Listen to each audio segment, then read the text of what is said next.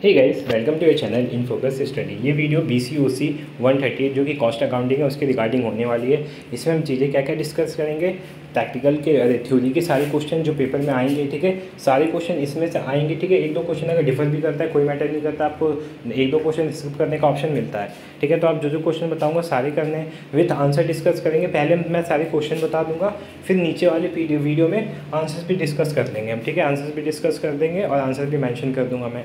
फिर उसके बाद हम क्या डिस्कस करेंगे, आपके लिए एक बहुत अच्छा सरप्राइज़ है, ठीक है। मैंने सोचा आपको पसंद आएगा ये सरप्राइज़, जो कि है हमारा ये प्रैक्टिकल के क्वेश्चंस। प्रैक्टिकल के क्वेश्चन आपको जितना ज़्यादा प्रैक्टिस करने को मिलेगा उतना बेनिफिशियल है। इसलिए मैंने जो जो प्रैक्टिकल्स के क्वेश्चन थे, ठीक है, मटेरियल, लेबर, फिर क्या cost sheet, overhead, contract account, process account, model papers, फिर उसके बाद प्रीवियस ईयर सॉल्व, ठीक है, VVIP चैप्टर्स, ये सारी चीज़ें हमने इसमें डिस्कस करने वाले हैं इस वीडियो में, ठीक है। सो वीडियो को शुरू से लेकर लास्ट तक देखना ताकि आपके जो भी क्वेश्चंस हैं एक भी क्वेश्चन पेपर में ना छूटे, आप अच्छा स्कोर कर सको। देखो, मैं चाहता तो पेपर के एक दिन पहले वीडियो लाता, जैसे बहुत सारे लोग लाते हैं, तो इससे कोई बेनिफिट नहीं है। मेरे को आपका बेनिफिट सोचना है, ठीक है। आप इसमें जितनी प्रैक्टिस करोगे उतना अच्छे नंबर आएंगे, ठीक है। पेपर से एक दिन पहले वीडियो ला के क्या होता है, व्यूज़ आते हैं, कोई फ़ायदा नहीं उस व्यूज़ का, ठीक है। आप क्या करो, आप प्रैक्टिस करो, इसमें जितनी प्रैक्टिस करोगे उतने अच्छे स्कोर करोगे। ऑब्वियस बात है, प्रैक्टिकल एग्जाम है इसका, ठीक है। थ्योरी भी है, प्रैक्टिकल भी है, तो आपको एक दिन में कुछ नहीं होता, ठीक है। नंबर आ जाएंगे नॉर्मल से, उस पर क्या होगा, कुछ नहीं होगा। अच्छे से आप क्वेश्चंस कर लो, यहीं से क्वेश्चन आएंगे, आप भरोसा रखना, ठीक है। वीडियो स्टार्ट करते हैं, ठीक है। पहला क्वेश्चन देखते हैं हमारा।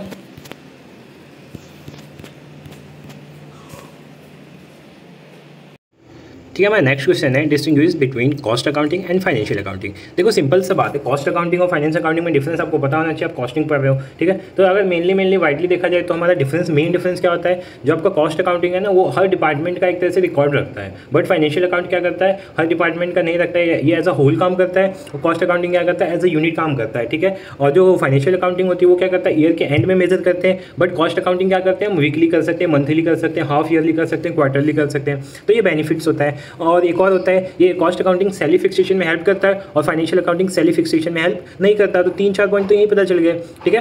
नेक्स्ट है, what are the major advantage of cost accounting to manufacturing concern. Manufacturing जो कंपनीज होती हैं वो कॉस्ट अकाउंटिंग अगर कैरी करती हैं, ठीक है, अपने ऊपर अप्लाई करती है, तो उनको बेनिफिट क्या होगा। तो इसका भी ईजी पॉइंट है, हमने डिस्कस किया था प्रीवियस वीडियो में कि कॉस्ट अकाउंटिंग क्या होती है। लाइक कॉस्ट अकाउंटिंग से पहला फिक्सेशन ऑफ सेलिंग प्राइस में हेल्प होता है। अब सेलिंग प्राइस का है फिक्सेशन हो जाएगा तो उससे बेनिफिट क्या होगा, डिसीजन मेकिंग में हेल्प होगा। डिसीजन मेकिंग से क्या होगा, जो कंपनी है उसको ग्रो करने में हेल्प होगा, ठीक है। मैनेजमेंट को हेल्प होती है इससे, ठीक है। प्री डिसीजन लेने में हेल्प होती है, ठीक है। एस्टिमेट मतलब फ्यूचर एस्टिमेशन में हेल्प होती है। तो ये सारे पॉइंट्स आप इसमें लिख सकते हो, ठीक है। Narrate the essential factor to be considered while installing the cost accounting system. अब इसमें क्वेश्चन का मतलब क्या है कि कॉस्ट अकाउंट जब आप अपने ऑफिस में लगाते हो, फैक्ट्री में, जो जहाँ भी लगाना चाहते हो, तो आपको किन बातों का ध्यान रखना चाहिए। तो ये बहुत ईजी पॉइंट था, इसमें पॉइंट लिख के थोड़ा सा एक्सप्लेन कर दो। Like nature of company, company का नेचर क्या है, कंपनी में सूट करेगा नहीं करेगा, स्टाफ कैसे वहाँ के, क्योंकि कई जगह के स्टाफ एजुकेटेड नहीं होते, तो वो उस चीज़ को ना अप्लाई नहीं कर पाएंगे, ठीक है। तो आप कंपनी में टाइम वेस्ट होगा आपका, ठीक है। मैनेजमेंट कैसा है, उसका मैनेजमेंट सपोर्टिंग है या नहीं है, ठीक है। तो ये सारी चीज़ें आपको ध्यान में रखनी है, ठीक है। नेक्स्ट क्वेश्चन देखते हैं, what are the difficulty in installing cost system. अब डिफिकल्टी क्या है, ठीक है। तो मैं आपको एक ट्रिक बताता हूँ क्वेश्चन करने की। लाइक जो फैक्टर्स आपको ध्यान में रखना था, उसमें ध्यान नहीं रखोगे तो प्रॉब्लम्स बन जाएंगी। तो पहला हमने क्या किया था कि नेचर, तो यही है कि नेचर जो है ना वो डिसाइड नहीं कर पाते हम, ठीक है, कि हमारे बिजनेस का नेचर कौन सा है, और फिर उसके हिसाब से हम अप्लाई कर देते हैं, वो गलती हो जाती है। दूसरा क्या है, स्टाफ जो होते हैं वो इलिटरेट होते हैं, वो चीज़ों को समझ ही नहीं पाते, तो ये भी डिफिकल्टी है इसमें, ठीक है। और अगला क्या, मैनेजमेंट का जो सपोर्ट नहीं मिलता, ठीक है। अपर जो मैनेजमेंट होता है उसका सपोर्ट नहीं मिलता, तो ये भी एक प्रॉब्लम्स होती है। और टाइम और पैसे बहुत सारे कंज्यूम करते हैं, कॉस्टिंग बहुत महंगी होती है। क्यों, क्योंकि ये वीकली करनी पड़ती है, weekly, monthly, quarterly, half yearly, ठीक है। तो इसमें भी पैसे बहुत ज़्यादा लगते हैं, ठीक है। और इसमें पूरे डिपार्टमेंट का रिकॉर्ड रखना होता है तो और पैसे लग जाता है और टाइम भी लगता है, ठीक है। होप आपको समझ में आ रहा हो, ठीक है। नेक्स्ट देखते हैं, व्हाट आर डिफिकल्टी, ये हो गया। लिमिटेशन ऑफ फाइनेंशियल अकाउंटिंग, तो ये हिस्टोरिकल होता है, नेचर में क्या होता है, हिस्टोरिकल होता है, ठीक है। इसमें प्रीवियस डाटा होते हैं, अभी करंट का नहीं होता। और ये एज अ होल काम करता है। होल का मतलब क्या हुआ, ये पूरी कंपनी की इन्फॉर्मेशन देता है, ठीक है। ये as a group, as a individual की इन्फॉर्मेशन नहीं देता। लाइक मैं पूछूं कि हाँ, सेलिंग डिपार्टमेंट का क्या हाल है, ठीक है, और मैन्युफैक्चरिंग डिपार्टमेंट का क्या हाल है, उसके अंदर जो हमारा मान लो हम कुछ मैन्युफैक्चर कर रहे हैं, ठीक है, तो हम मान लो बुक्स कर रहे हैं, कॉपी कर रहे हैं, पेन कर रहे हैं, तो ये पर्टिकुलर बुक्स, कॉपी, पेन का रिकॉर्ड नहीं रखेगा। बट कॉस्टिंग में क्या होता है, पर्टिकुलर चीज़ों का ध्यान रखते हैं, जो कि हमने पढ़ा था ना, एक याद नहीं आ रहा मुझे, ठीक है, मैं बाद में बता दूंगा, आपको देख के भी बताऊंगा, ठीक है, उसको क्या बोलते हैं, ठीक है, तो उसमें सारी चीज़ों को नोट करके रखते हैं। अगला क्वेश्चन है what are the requisites of an effective system of costing, ठीक है, क्या क्या जरूरतें होती हैं इफेक्टिव सिस्टम ऑफ कॉस्टिंग का। अगला question explain various method of costing, ये बहुत इंपॉर्टेंट क्वेश्चन है, इससे आपके दो क्वेश्चन एक दो क्वेश्चन बनते ही बनते हैं। एक तो शॉर्ट नोट में तो कंफर्म आना है, ठीक है, लिख के ले लो, शॉर्ट नोट में कंफर्म आता है इनमें से क्वेश्चन, और उसके बाद क्वेश्चन ऐसे भी आ जाता है, ठीक है, कौन कौन से मेथड होते हैं। अब कौन कौन से मेथड होते हैं ये हमने बहुत अच्छे से वीडियो में डिस्कस किया है, ठीक है, प्रीवियस वीडियो में हमने अच्छे से डिस्कस किया है, ठीक है, मैं आपको इस पर दिखा भी देता हूँ, प्रीवियस वीडियो इसकी अवेलेबल है हमारे ग्रुप में, ठीक है, ठीक है। तो आप जैसे हमारे चैनल में आओगे, ठीक है, इनफोकस स्टडी पता है आपको, ठीक है, तो यहाँ पे प्लेलिस्ट का ऑप्शन आएगा, ठीक है, अब प्लेलिस्ट में आपको यहाँ पे सर्च करना है, ठीक है, यहाँ पे इसको स्क्रॉल करना, ठीक है, ये सबकी प्लेलिस्ट मैंने बना रखी है ताकि आपको दिक्कत ना हो, बट आप फिर भी पूछते हो, ठीक है, तो यहाँ पे आप आओगे ECO 10 पे, ठीक है, AMK ECO 10 ECO 11 सारी वीडियोस अवेलेबल है, मोस्ट ऑफ जो हैं वो सब मैंने अवेलेबल करा रखी है, ठीक है। तो ECO 10 पे आपको आना है, यहाँ पे देखो कितनी वीडियो है, 1 2 3 4 5 वीडियो अवेलेबल है, ठीक है, इंपॉर्टेंट क्वेश्चन प्रैक्टिकल्स। और देखो ये पता है इसमें क्वेश्चन क्या होता है, आप सोचोगे दिसंबर की है, नहीं, ठीक है, इग्नू में क्या होता है, रिपीट होते हैं क्वेश्चन, तो आपको समझ में तो आएगा ना क्या चीज़ें पेपर में आती हैं, ठीक है, तो आप ये वीडियो जरूर देखें, अगर पूछ रहे हो आप इंपॉर्टेंट क्वेश्चन तो उससे पहले ये वीडियो देख के जरूर जाना, ठीक है। चलते हैं अपने क्वेश्चंस पे, ठीक है, तो हम क्वेश्चन क्या देख रहे थे, explain various method of costing, कौन कौन से मेथड होते हैं। देखो मेनली अगर देखा जाए ना, इसको ऊपर ही हम अगर क्लासीफाई करें तो दो होते हैं, एक तो हमारा कंटिन्यूअस होता है और एक हमारा जो नॉर्मल होता है वो होता है। कंटिन्यूअस में क्या होता है, जो जिसका प्रोसेसिंग चलता रहता है, ठीक है, और एक होता है जो हम कॉन्ट्रैक्ट मिलने पर करते हैं, ठीक है, तो वो ज़्यादा नहीं पूछता आपको, simply job costing, contract costing, process costing, batch costing, unit costing, ये आपको याद रखना है, ठीक है, ये मेन है हमारे, ये आपको याद रखना है, ठीक है, इनकी मैंने डेफिनेशन सब समझा रखा है विद एग्जाम्पल बहुत अच्छे तरीके से प्रीवियस वीडियो में, तो आप जाकर देख सकते हो, ठीक है, मैं सारी वीडियो की लिंक डिस्क्रिप्शन में दे दूँगा, कमेंट सेक्शन में दे दूँगा, देख लेना। Next question, what are the advantage and disadvantage of centralised purchase system, explain briefly, ठीक है। सेंट्रलाइज्ड परचेज सिस्टम मतलब जो परचेज क्या करता है, टॉप मैनेजमेंट करता है, तो उसकी क्या एडवांटेज है और क्या डिसएडवांटेज, हर चीज़ की एडवांटेज डिसएडवांटेज होती है, तो आपको सारी पढ़नी है, ठीक है। देखो अपर लेवल के जो मैनेजमेंट होगा वो जब अगर परचेज करता है तो क्या दिक्कत क्या हो सकती है, अब अच्छा क्या हो सकता है, उनको नॉलेज होती है चीज़ों की, ठीक है, तो वो एक तरह से अपनी नॉलेज का यूज़ करेंगे वहाँ पे। बट अगर लोअर लेवल की करते हैं तो उनको डिपार्टमेंट की नॉलेज होती है ना, अपर लेवल वाले इतना ध्यान देते नहीं है as compare to lower level. तो लोअर लेवल वालों का बेनिफिट होता है कि वो उन चीज़ों को देख रहे हैं, प्रैक्टिकली देख रहे हैं, तो उनको ज़्यादा पता है। फिर उसके बाद explain ABC analysis for inventory control with the head of suitable example, बहुत इंपॉर्टेंट क्वेश्चन है और इसको मैंने बहुत अच्छी तरीके से समझाया, ठीक है, प्रीवियस वीडियो में आप देख लेना, ठीक है, मैंने बहुत अच्छी तरीके से समझाया, आपको समझ में आ जाएगा। ए का मतलब हो वैल्यू किसकी ज़्यादा है, सबसे पहले कौन आता है, ए, फिर बी, फिर सी, सबसे इंपॉर्टेंट ए होता है, फिर उसके बाद बी होता है और फिर सबसे कम सी होता है। तो मान लो ए में आता है डायमंड, डायमंड की वैल्यू बहुत ज़्यादा होती है तो उसकी केयर भी ज़्यादा करेंगे। फिर आता है गोल्ड, गोल्ड की वैल्यू डायमंड से थोड़ी सी कम होती है तो उसमें केयर कम करेंगे। बट सी जो है हमारा है वो मान लो लोहा, लोहे की वैल्यू बहुत कम होती है तो उसकी केयर नहीं करेंगे। आप मान लो आप कंपनी खोल रखी है आपने, ठीक है, एक जगह आपने हीरे रख रखे हैं, एक जगह डायमंड और एक जगह लोहा, तो आप सिक्योरिटी किसकी बढ़ाएंगे, डायमंड की बढ़ाएंगे, ऑब्वियसली बात है एक ही बढ़ाएंगे। भले ही आपका एक डायमंड हो बट उसकी सिक्योरिटी आप उसके एक या दो बंदे रखेंगे उसको देखने के लिए, ठीक है, और लोहा भले ही आपका 20 किलो है फिर भी आप उसके लिए कोई रखेंगे नहीं, ठीक है। तो ये होता है कि हम किस पे ज़्यादा ध्यान देते हैं, तो वही ABC एनालिसिस होता है फॉर इन्वेंट्री कंट्रोल। अगर नहीं समझ में आया तो प्रीवियस वीडियो देख लो। State the advantage and disadvantage of time waste system, also explain is time, ठीक है, टाइम वेस्ट सिस्टम क्या होता है, बहुत इंपॉर्टेंट क्वेश्चन है और उसके सारे टाइप आपको करके जाने हैं।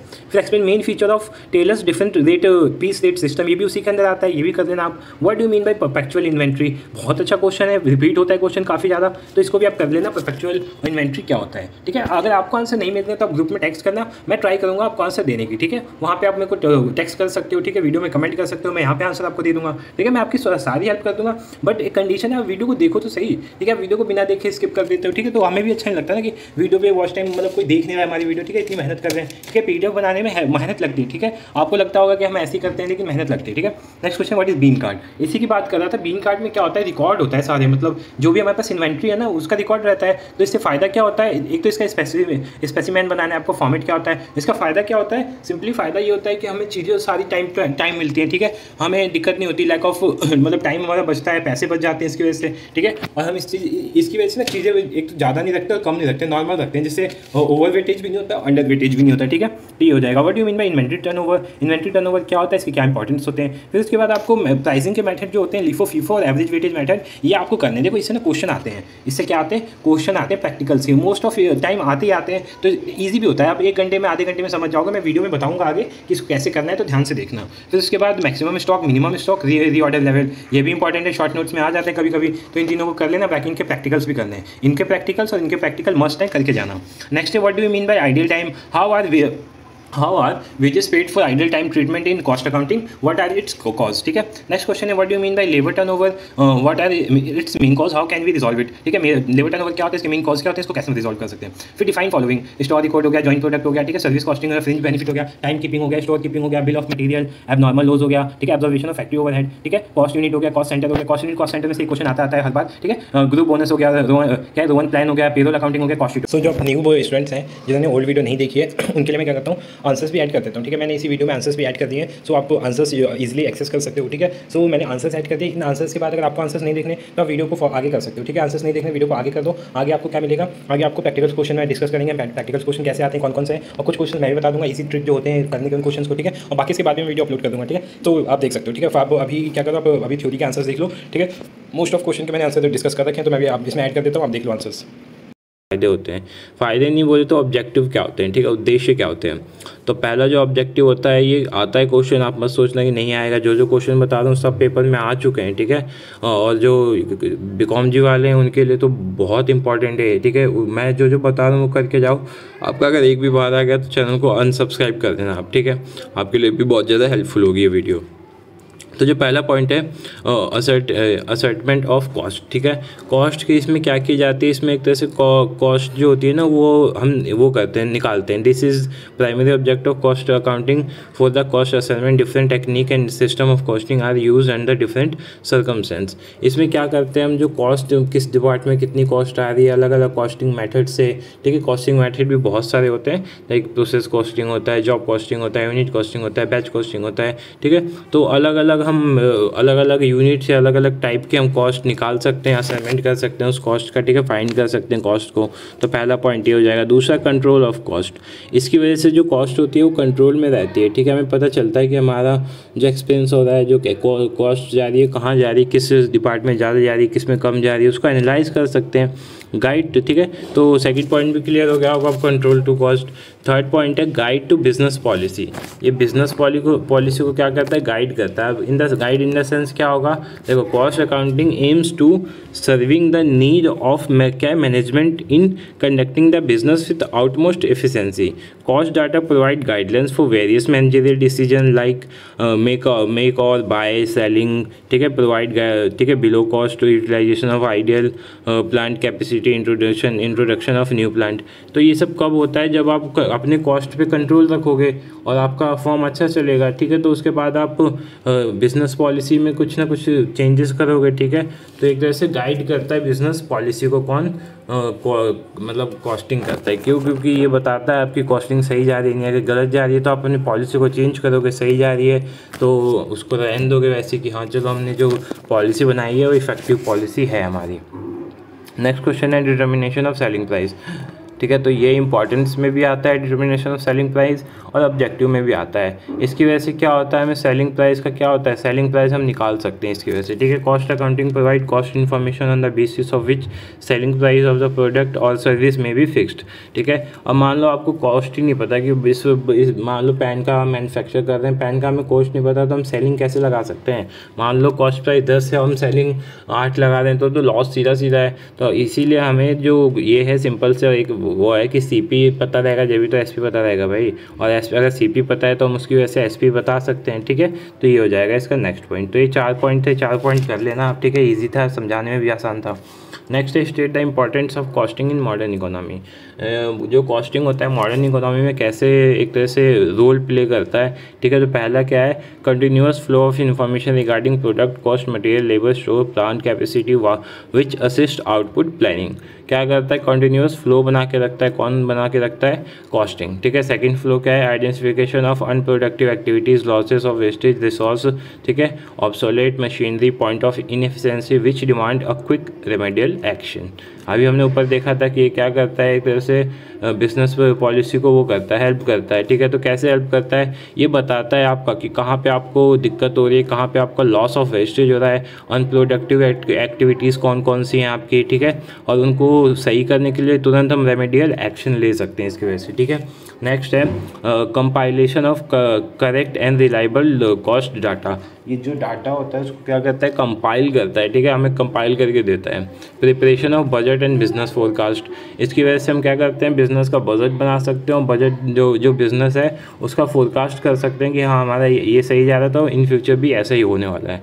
Measurement of efficiency of operating through establishment, ठीक है, इसका मतलब क्या हुआ, एफिशिएंसी का क्या करता है, मेजरमेंट करता है, ठीक है, तो ये भी पॉइंट राइट है। नेक्स्ट देखते हैं, define cost accounting, state it's main object. Cost accounting क्या होता है, इसके क्या ऑब्जेक्ट होते हैं, ये देख लेते हैं, ठीक है। तो कॉस्ट अकाउंटिंग की डेफिनेशन एक नहीं, बहुत सारी डेफिनेशंस है। Like cost accounting is a process of accounting for cost. Simply अगर बोलो तो ये क्या आता है, अकाउंटिंग फॉर कॉस्ट होता है।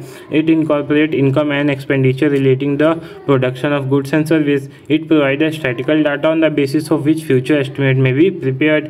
It serves as basis of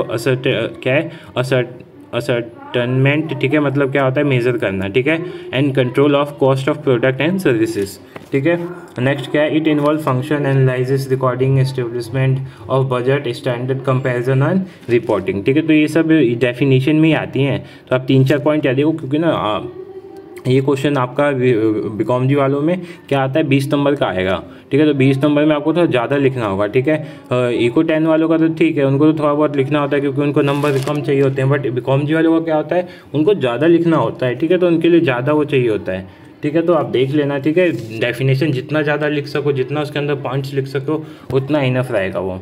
फिर ऑब्जेक्टिव क्या होता है कॉस्ट अकाउंटिंग, ये भी बहुत इंपॉर्टेंट है, ठीक है। तो मेन ऑब्जेक्टिव क्या क्या है, पहला ascertain the cost of product and service, cost of product and service, ठीक है। जो ऑब्जेक्टिव था यहाँ भी वो यूज़ हो सकता है कि हम क्या करते हैं, असर्टेन करने के लिए, मेजर करने के लिए क्या, कॉस्ट ऑफ प्रोडक्ट और सर्विस, ठीक है। सेकंड पॉइंट क्या है, to aid fixation of selling price.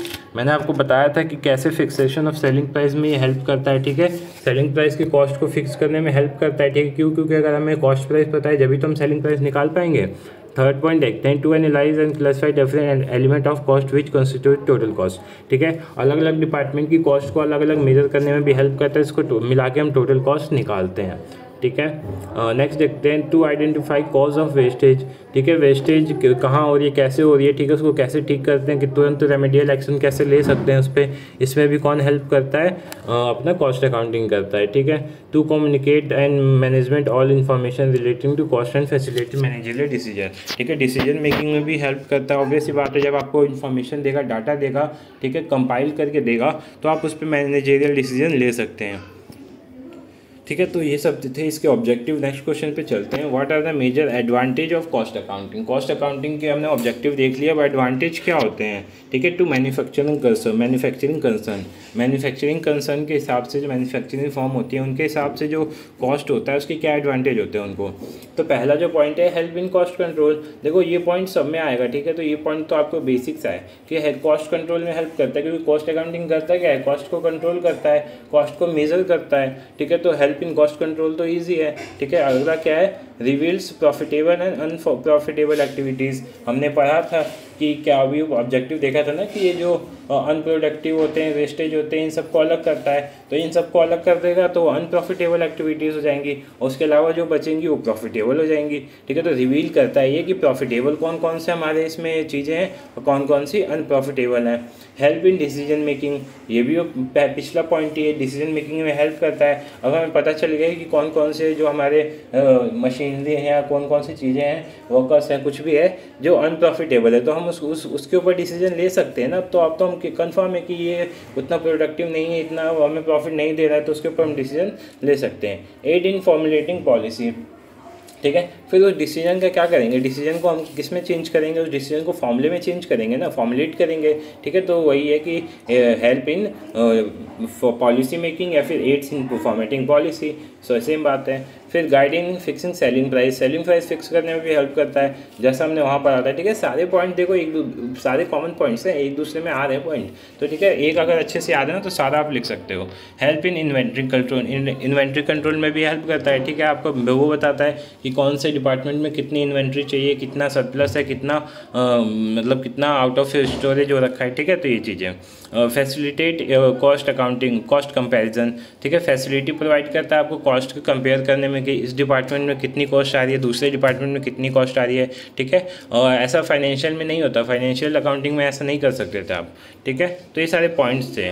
Advantage to outside agency को क्या फ़ायदा होता है, एडवांटेज टू क्रेडिटर को क्या फ़ायदा होता है, ये भी देख लेना आप, ठीक है। नेक्स्ट क्वेश्चन देखते हैं, ठीक है, क्वेश्चन यहाँ पे मिट गया है। ठीक है, मैं आपको क्वेश्चन समझा देता हूँ। क्वेश्चन क्या था यहाँ पे, बहुत इंपॉर्टेंट क्वेश्चन है, बहुत इंपॉर्टेंट। हाँ, ईसीओ 10 के लिए तो ये मस्ट इंपॉर्टेंट करके जाना है। अभी कॉमजी वालों का भी हिस्सा लाने के चांस हैं इसके। ठीक है, तो देख लो आप क्वेश्चन क्या, मैं बता देता हूँ। इसमें है कि जब हम कॉस्ट अकाउंटिंग को अपने कंपनी में इंस्टॉल करते हैं ना, लाइक पहले फाइनेंशियल चल रहा है, आप एकदम से कॉस्टिंग को जब इंस्टॉल करते हैं तो उस टाइम क्या क्या दिक्कतें आती हैं, उस टाइम क्या क्या प्रॉब्लम्स आती हैं, तो वो बताना है। तो देखो पहला प्रॉब्लम क्या है, inadequate support from top management. जो आपका टॉप मैनेजमेंट होता है ना, वो सपोर्ट नहीं करता है। ठीक है, लोअर मैनेजमेंट को सपोर्ट नहीं करता है। ठीक है, और वो चीज़ें फिर जो लोअर मैनेजमेंट होते हैं वो इतने एबल तो होते नहीं, कोई कॉस्ट को मतलब नया एकदम से मेथड आ रहा है आपके फॉर्म में, आप उसे समझ जाओ। ठीक है, तो पहला पॉइंट क्या लिख सकते हो, क्या लिख सकते हो, मतलब ऐसे लिख सकते हो कि not much support from top management, not much support from top management. Second point क्या है, resident from staff association with क्या है, ऑपरेशन ऑफ फाइनेंशियल रिसोर्स। ठीक है, ये आप कर सकते हो। थर्ड पॉइंट क्या है, रीअसेसमेंट ऑफ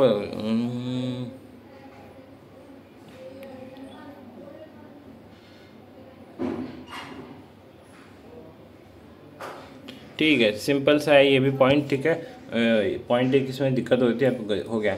ठीक है, इसमें क्या होता है कि इसमें ना देख, अब फाइनेंशियल अकाउंटिंग तो आपकी चल ही रही थी, अब उसमें एक और चीज़ आपने ऐड कर दी, कॉस्ट अकाउंटिंग। ठीक है, तो जो वर्कलोड होता है वो क्या होता है, ज़्यादा हो जाता है, फिर लोग इससे भागने की कोशिश करते हैं। ठीक है, लोग क्या करते हैं, इससे भागने की कोशिश करते हैं, तो यही है इसका आंसर। ठीक है, फिर shortage of train and qualified staff to handle. अभी मैंने बताया कि जब टॉप मैनेजमेंट हेल्प ही नहीं करेगा तो आपके जो नीचे वाले लोअर लेवल के स्टाफ हैं वो उसको कैसे हैंडल कर पाएंगे। ठीक है, तो वही होता है कि शॉर्टेज होती है ट्रेंड और क्वालिफाइड स्टाफ की न्यू सिस्टम को हैंडल करने के लिए। कॉस्ट बहुत ज़्यादा आती है। ठीक है, जब हम कॉस्टिंग अकाउंट कॉस्टिंग मेथड को कंपनी में इंट्रोड्यूस करते हैं, लगाते हैं, तो उस टाइम कॉस्ट बहुत ज़्यादा आती है। ठीक है, तो ये भी इसका एक डिफ़िकल्टी में आता है। अब बाकी ये financial accounting procedure are generally designed to ascertain the particular profit or loss, but there are important limitation and deficiency in system. ठीक है, फाइनेंशियल अकाउंटिंग की क्या लिमिटेशन होती है ये आप कर लेना। ठीक है, ये मैं नहीं बता रहा, ये आप कर सकते हो, ईजी है। ठीक है, ज़्यादा मैं चलो समझा ही देता हूँ। पहला क्या, provide information about business as a whole. ठीक है, ये क्या करता है, जो इन्फॉर्मेशन है वो क्या प्रोवाइड करता है, एज अ होल प्रोवाइड करता है। ठीक है, financial account provide information about profit loss cost etcetera of the collective activities of a business as whole. It does not give data regarding to cost department क्या है, products process. ठीक है, processes and sales strategy. मतलब ये क्या करता है, एक तरह से ना कंबाइंड डाटा पेश करता है। ज़्यादा डीपली डाटा मान लो मुझे चाहिए कि हाँ बताओ कि मैन्युफैक्चरिंग वाले डिपार्टमेंट में कितनी कॉस्ट आ रही है, तो ये नहीं बताता है। ठीक है, ये क्या करता है, एक तरह से होल डाटा प्रोवाइड करता है। ठीक है, ये जैसे पूरे स्कूल का डाटा प्रोवाइड करेगा तो एक क्लास का डाटा प्रोवाइड नहीं करता है। ऐसे आप समझ सकते हो कि पूरे स्कूल का डाटा प्रोवाइड करेगा, एक क्लास का डाटा प्रोवाइड नहीं करेगा। बट कॉस्ट अकाउंटिंग क्या करता था, कॉस्ट अकाउंटिंग हर क्लास में जाके वो कॉस्टिंग करता था, मतलब अकाउंटिंग करेगा। ठीक है, तो पूरी क्लास मतलब सारी क्लास की सेपरेट उसके पास डाटा होता है, उसी डाटा को कंपाइल करके टोटल कॉस्ट निकाल लेता है वो। ठीक है, तो ये पॉइंट था। हिस्टोरिक इन नेचर, ये हिस्टोरिक होता है। ठीक है, financial accounting historic since the data are summarised only at the end of accounting period. ठीक है, जब हम प्रॉफिट एंड लॉस निकालते थे, ठीक है, फाइनेंशियल अकाउंटिंग होती है, तो उसमें क्या होता है, जो सारी चीज़ें कैलकुलेट कब होती है, लास्ट में कैलकुलेट होती है ना, तो ये हिस्टोरिक होता है। और जो कॉस्ट अकाउंटिंग होता है वो हिस्टोरिक नहीं होता है। ठीक है, no objective classification of cost, objective classification नहीं होता है। No information for fixation of selling price, जैसा जहाँ पे हम कॉस्ट अकाउंटिंग में फिक्सेशन में हेल्प करता था हमें। ठीक है, एसपी सेलिंग प्राइस का प्राइस फिक्स करने में हेल्प कौन करता था, कॉस्ट अकाउंटिंग। बट ये मतलब फाइनेंशियल अकाउंटिंग हेल्प ऐसा कुछ नहीं करता है। ठीक है, तो ये देख लेना आप। ठीक है, बहुत सारे पॉइंट है वो देख सकते हो आप। नेक्स्ट है और discuss various factors that are taken into consideration while the installing of costing system in an organisation. अभी हमने पढ़ा डिफ़िकल्टी क्या आती है, अब हम पढ़ेंगे कौन कौन से मतलब फैक्टर्स हैं जिन्हें हमें ध्यान में रखना चाहिए कब कॉस्ट अकाउंटिंग इंस्टॉल करते टाइम। तो ये दोनों साथ में भी पूछ लेते हैं क्वेश्चन कि what are the factor considered well installing costing system, what are the difficulty in it. ठीक है, तो दोनों क्वेश्चन साथ में आ सकता है 10-10 नंबर के। ठीक है, तो क्या क्या चीज़ें ध्यान में रखना आता है, पहला ऑब्जेक्टिव ऑफ कॉस्टिंग सिस्टम का ऑब्जेक्टिव क्या है, किस लिए आप इंस्टॉल कर रहे हो ये। दूसरा नेचर ऑफ बिजनेस, आपका बिजनेस का नेचर कैसा है, आपके बिजनेस के नेचर में सूट कर भी रहा है या नहीं कर रहा है, ठीक है, आप ऐसे लगवा दे रहे हो। क्वालिटी ऑफ मैनेजमेंट, अभी हमने पढ़ा था डिफिकल्टी में कि मैनेजमेंट जो होता है वो सपोर्ट नहीं करता है, ठीक है, तो आपको ऐसे मैनेजमेंट होना चाहिए जो क्या करे, लोअर लेवल को सपोर्ट करे, उन्हें गाइड करे, ठीक है। Size and type of organisation, ठीक है, साइज और टाइप भी बहुत मैटर करता है कि क्या आपके मतलब आपके साइज के हिसाब से कॉस्ट अकाउंटिंग ठीक बैठेगी या नहीं बैठेगी। Technique expect of business, technical expect कैसा है, ठीक है, टेक्निकल टर्म्स वहाँ कंपनी में यूज़ होते हैं कि नहीं होते हैं, ठीक है। Attitude and behaviour of staff, ठीक है, स्टाफ का हमने पढ़ा था कि स्टाफ अगर लैक ऑफ शॉर्टेज होता है स्टाफ का, क्यों, क्योंकि उनको नॉलेज ही नहीं होती इस चीज़ की, ठीक है। Impact different operation on variable expenses, ठीक है, एक्सपेंस भी बहुत ज़्यादा होता है तो आपको उसके लिए पहले से रेडी होगा, ठीक है, तो ये देख लेना पॉइंट्स आप, ये हो जाएगा। नेक्स्ट चैप्टर आते हैं, ठीक है, फर्स्ट चैप्टर के जो इंपॉर्टेंट क्वेश्चन थे मैंने सारे डिस्कस कर लिए। अब आते हैं हम अपना मेथड ऑफ कॉस्टिंग, ठीक है, मेथड ऑफ कॉस्टिंग क्या कितने कितने होते हैं, मतलब कॉस्टिंग के कौन कौन से मेथड्स होते हैं वो देख लेते हैं हम, ठीक है। तो देखो कॉस्टिंग के ना अगर मेथड देखा जाए तो इसके लिए मैं आपको चार्ट दिखाऊंगा, ठीक है, उस चार्ट में मैंने पूरा मेथड के जो मतलब कॉस्टिंग के जो मेथड है वो अच्छे से समझा रखा है, ठीक है, तो मैं वो एक बार दिखा देता हूँ वो, ठीक है। तो मेथड देखते हैं, देखो ये मैंने प्रीवियस वीडियो में भी डिस्कस किया था, एक बार और डिस्कस कर लेते हैं मेथड कौन कौन से होते हैं कॉस्टिंग के, ठीक है। तो दो मेथड होते हैं, पहला क्या होता है स्पेसिफिक ऑर्डर कॉस्टिंग और दूसरा कंटिन्यूअस ऑपरेटिंग कॉस्टिंग। अब इन दोनों में क्या डिफरेंस होता है, देखो स्पेसिफिक क्या होता है जब हम किसी खास काम किसी खास ऑर्डर के लिए करते हैं, और कंटिन्यूअस क्या होता है जो हम करते रहते हैं, हमेशा करना होता है, ठीक है, उसमें हमें किसी पर्टिकुलर ऑर्डर की ज़रूरत नहीं होती है, ठीक है। जैसे कॉन्ट्रैक्ट में क्या होता है, जब आपको कॉन्ट्रैक्ट मिलता है जब भी तो आप उस चीज़ को बनाते हो ना, बिना कॉन्ट्रैक्ट मिले आप पता चले रोड पे जाके गिट्टी बालू गिराए जा रहे हो, ठीक है, तो नहीं, ठीक है। तो स्पेसिफिक में क्या होता है जब आपको ऑर्डर मिलेगा जब भी आप वो चीज़ स्टार्ट करते हो। कंटिन्यूअस में क्या होता है जो आप करते रहते हो, लाइक आपका बिस्कुट का क्या है, बिस्कुट की फैक्ट्री है तो आप बिस्कुट तो हमेशा बनाओगे ना, ठीक है, आपकी चाय की कंपनी चाय तो हमेशा बनाओगे, तो कंटिन्यूअस प्रोसेस होता है, इसमें कौन सा ऑर्डर है ना ऑर्डर की बात है, ठीक है। तो ये सब होते हैं इसके दो मेथड, ठीक है। इन दोनों के अंदर भी होते हैं जॉब कॉस्टिंग, बैच कॉस्टिंग और कॉन्ट्रैक्ट कॉस्टिंग। प्रोसेस कॉस्टिंग किस में होता है, कंटिन्यूअस में होता है, यूनिट कॉस्टिंग होता है और ऑपरेटिंग कॉस्टिंग होता है, ठीक है। अब इसमें से इंपॉर्टेंट क्या है जो बहुत ज़्यादा इंपॉर्टेंट है, job costing, batch costing, contract costing का तो एक अलग से न्यूमेरिकल क्वेश्चन आता है, प्रोसेस कॉस्टिंग का भी न्यूमेरिकल क्वेश्चन आता है, यूनिट कॉस्टिंग और ऑपरेटिंग कॉस्टिंग इतना इंपॉर्टेंट नहीं है तो स्किप भी कर सकते हो, बाकी ये चारों आपको अच्छे से करना है, ठीक है। जॉब कॉस्टिंग के बस डेफिनेशन याद करनी है, बाकी कुछ नहीं, न्यूमेरिकल नहीं आता है। बैच कॉस्टिंग से भी न्यूमेरिकल नहीं आता है। कॉन्ट्रैक्ट कॉस्टिंग और प्रोसेस कॉस्टिंग से न्यूमेरिकल क्वेश्चन आते हैं, ठीक है। दोनों के कॉन्ट्रैक्ट बना मतलब दोनों के अकाउंट बनाने के लिए आते हैं और जो कि बहुत ज़्यादा ईजी होते हैं, मैं आपको समझा दूंगा अकाउंट बनाना भी, ठीक है। आप लोग वीडियो पे रिस्पॉन्स ही नहीं देते सही, ठीक है, तो बनाने का मन भी नहीं करता है, ठीक है। रिस्पॉन्स अगर अच्छा आता तो मैं बनाता भी, ठीक है, इतनी मेहनत करो और कोई रिस्पॉन्स ना आए वीडियो पे तो अच्छा नहीं लगता ना हमें भी, ठीक है। तो ये इसके पार्ट्स होते हैं। अब इसके अंदर तो थोड़ी चीज़ें देख लेते हैं। जॉब कॉस्टिंग में क्या होता है, ठीक है, परफॉर्म अंडर स्पेसिफिक क्या है, instruction of A individual customer, ठीक है, किसी भी इंडिविजुअल कस्टमर के क्या होता है उसके अंडर में बनाते हैं हम, ठीक है। Every customer as special taste preference और स्पेंडिंग पावर नॉट कंपेरेबल, इसको कंपेयर नहीं कर सकते, नॉन रिपीटेबल, रिपीट भी नहीं करते, ठीक है। Each job has unique feature. अब इसमें क्या होता है हम अलग अलग कस्टमर के हिसाब से अलग अलग चीज़ इसमें परफॉर्म करते हैं और इसका टाइम ड्यूरेशन क्या होता है बहुत छोटा होता है। ये फैक्ट्री के अंदर ही बनाया जाता है। मान लो कोई आपका कस्टमर है, उसने बोला कि मेरे को ये बनवाना है, इसका ऑर्डर देना है, तो आप उसमें लग गए, ठीक है, तो वो होता है, तो फैक्ट्री के अंदर होता है। Work start after receiving the order, जब तक ऑर्डर नहीं आता जब तक आप काम स्टार्ट नहीं करते। तो जॉब कॉस्टिंग का समझ गए हो क्या आप। अगला है बैच कॉस्टिंग। बैच कॉस्टिंग क्या आता है, batch is the number of small order pass through the factory in a group, ठीक है। इसमें ग्रुप में देखो वो जो होता था जॉब कॉस्टिंग होता था वो क्या होता था, ग्रुप में नहीं होता था, बट जॉब कॉस्टिंग का ही एक तरह से अगला ग्रुप है जो वो बैच कॉस्टिंग है। क्यों, क्योंकि इसमें ग्रुप कर देते हैं। जॉब कॉस्टिंग को ही क्या करते हैं, ग्रुप में डाल देते हैं। Cost of each batch is calculated separately, ठीक है, अलग अलग बैच का कॉस्ट अलग अलग कैलकुलेट किया जाता है। Each batch is taken as one cost unit, ठीक है।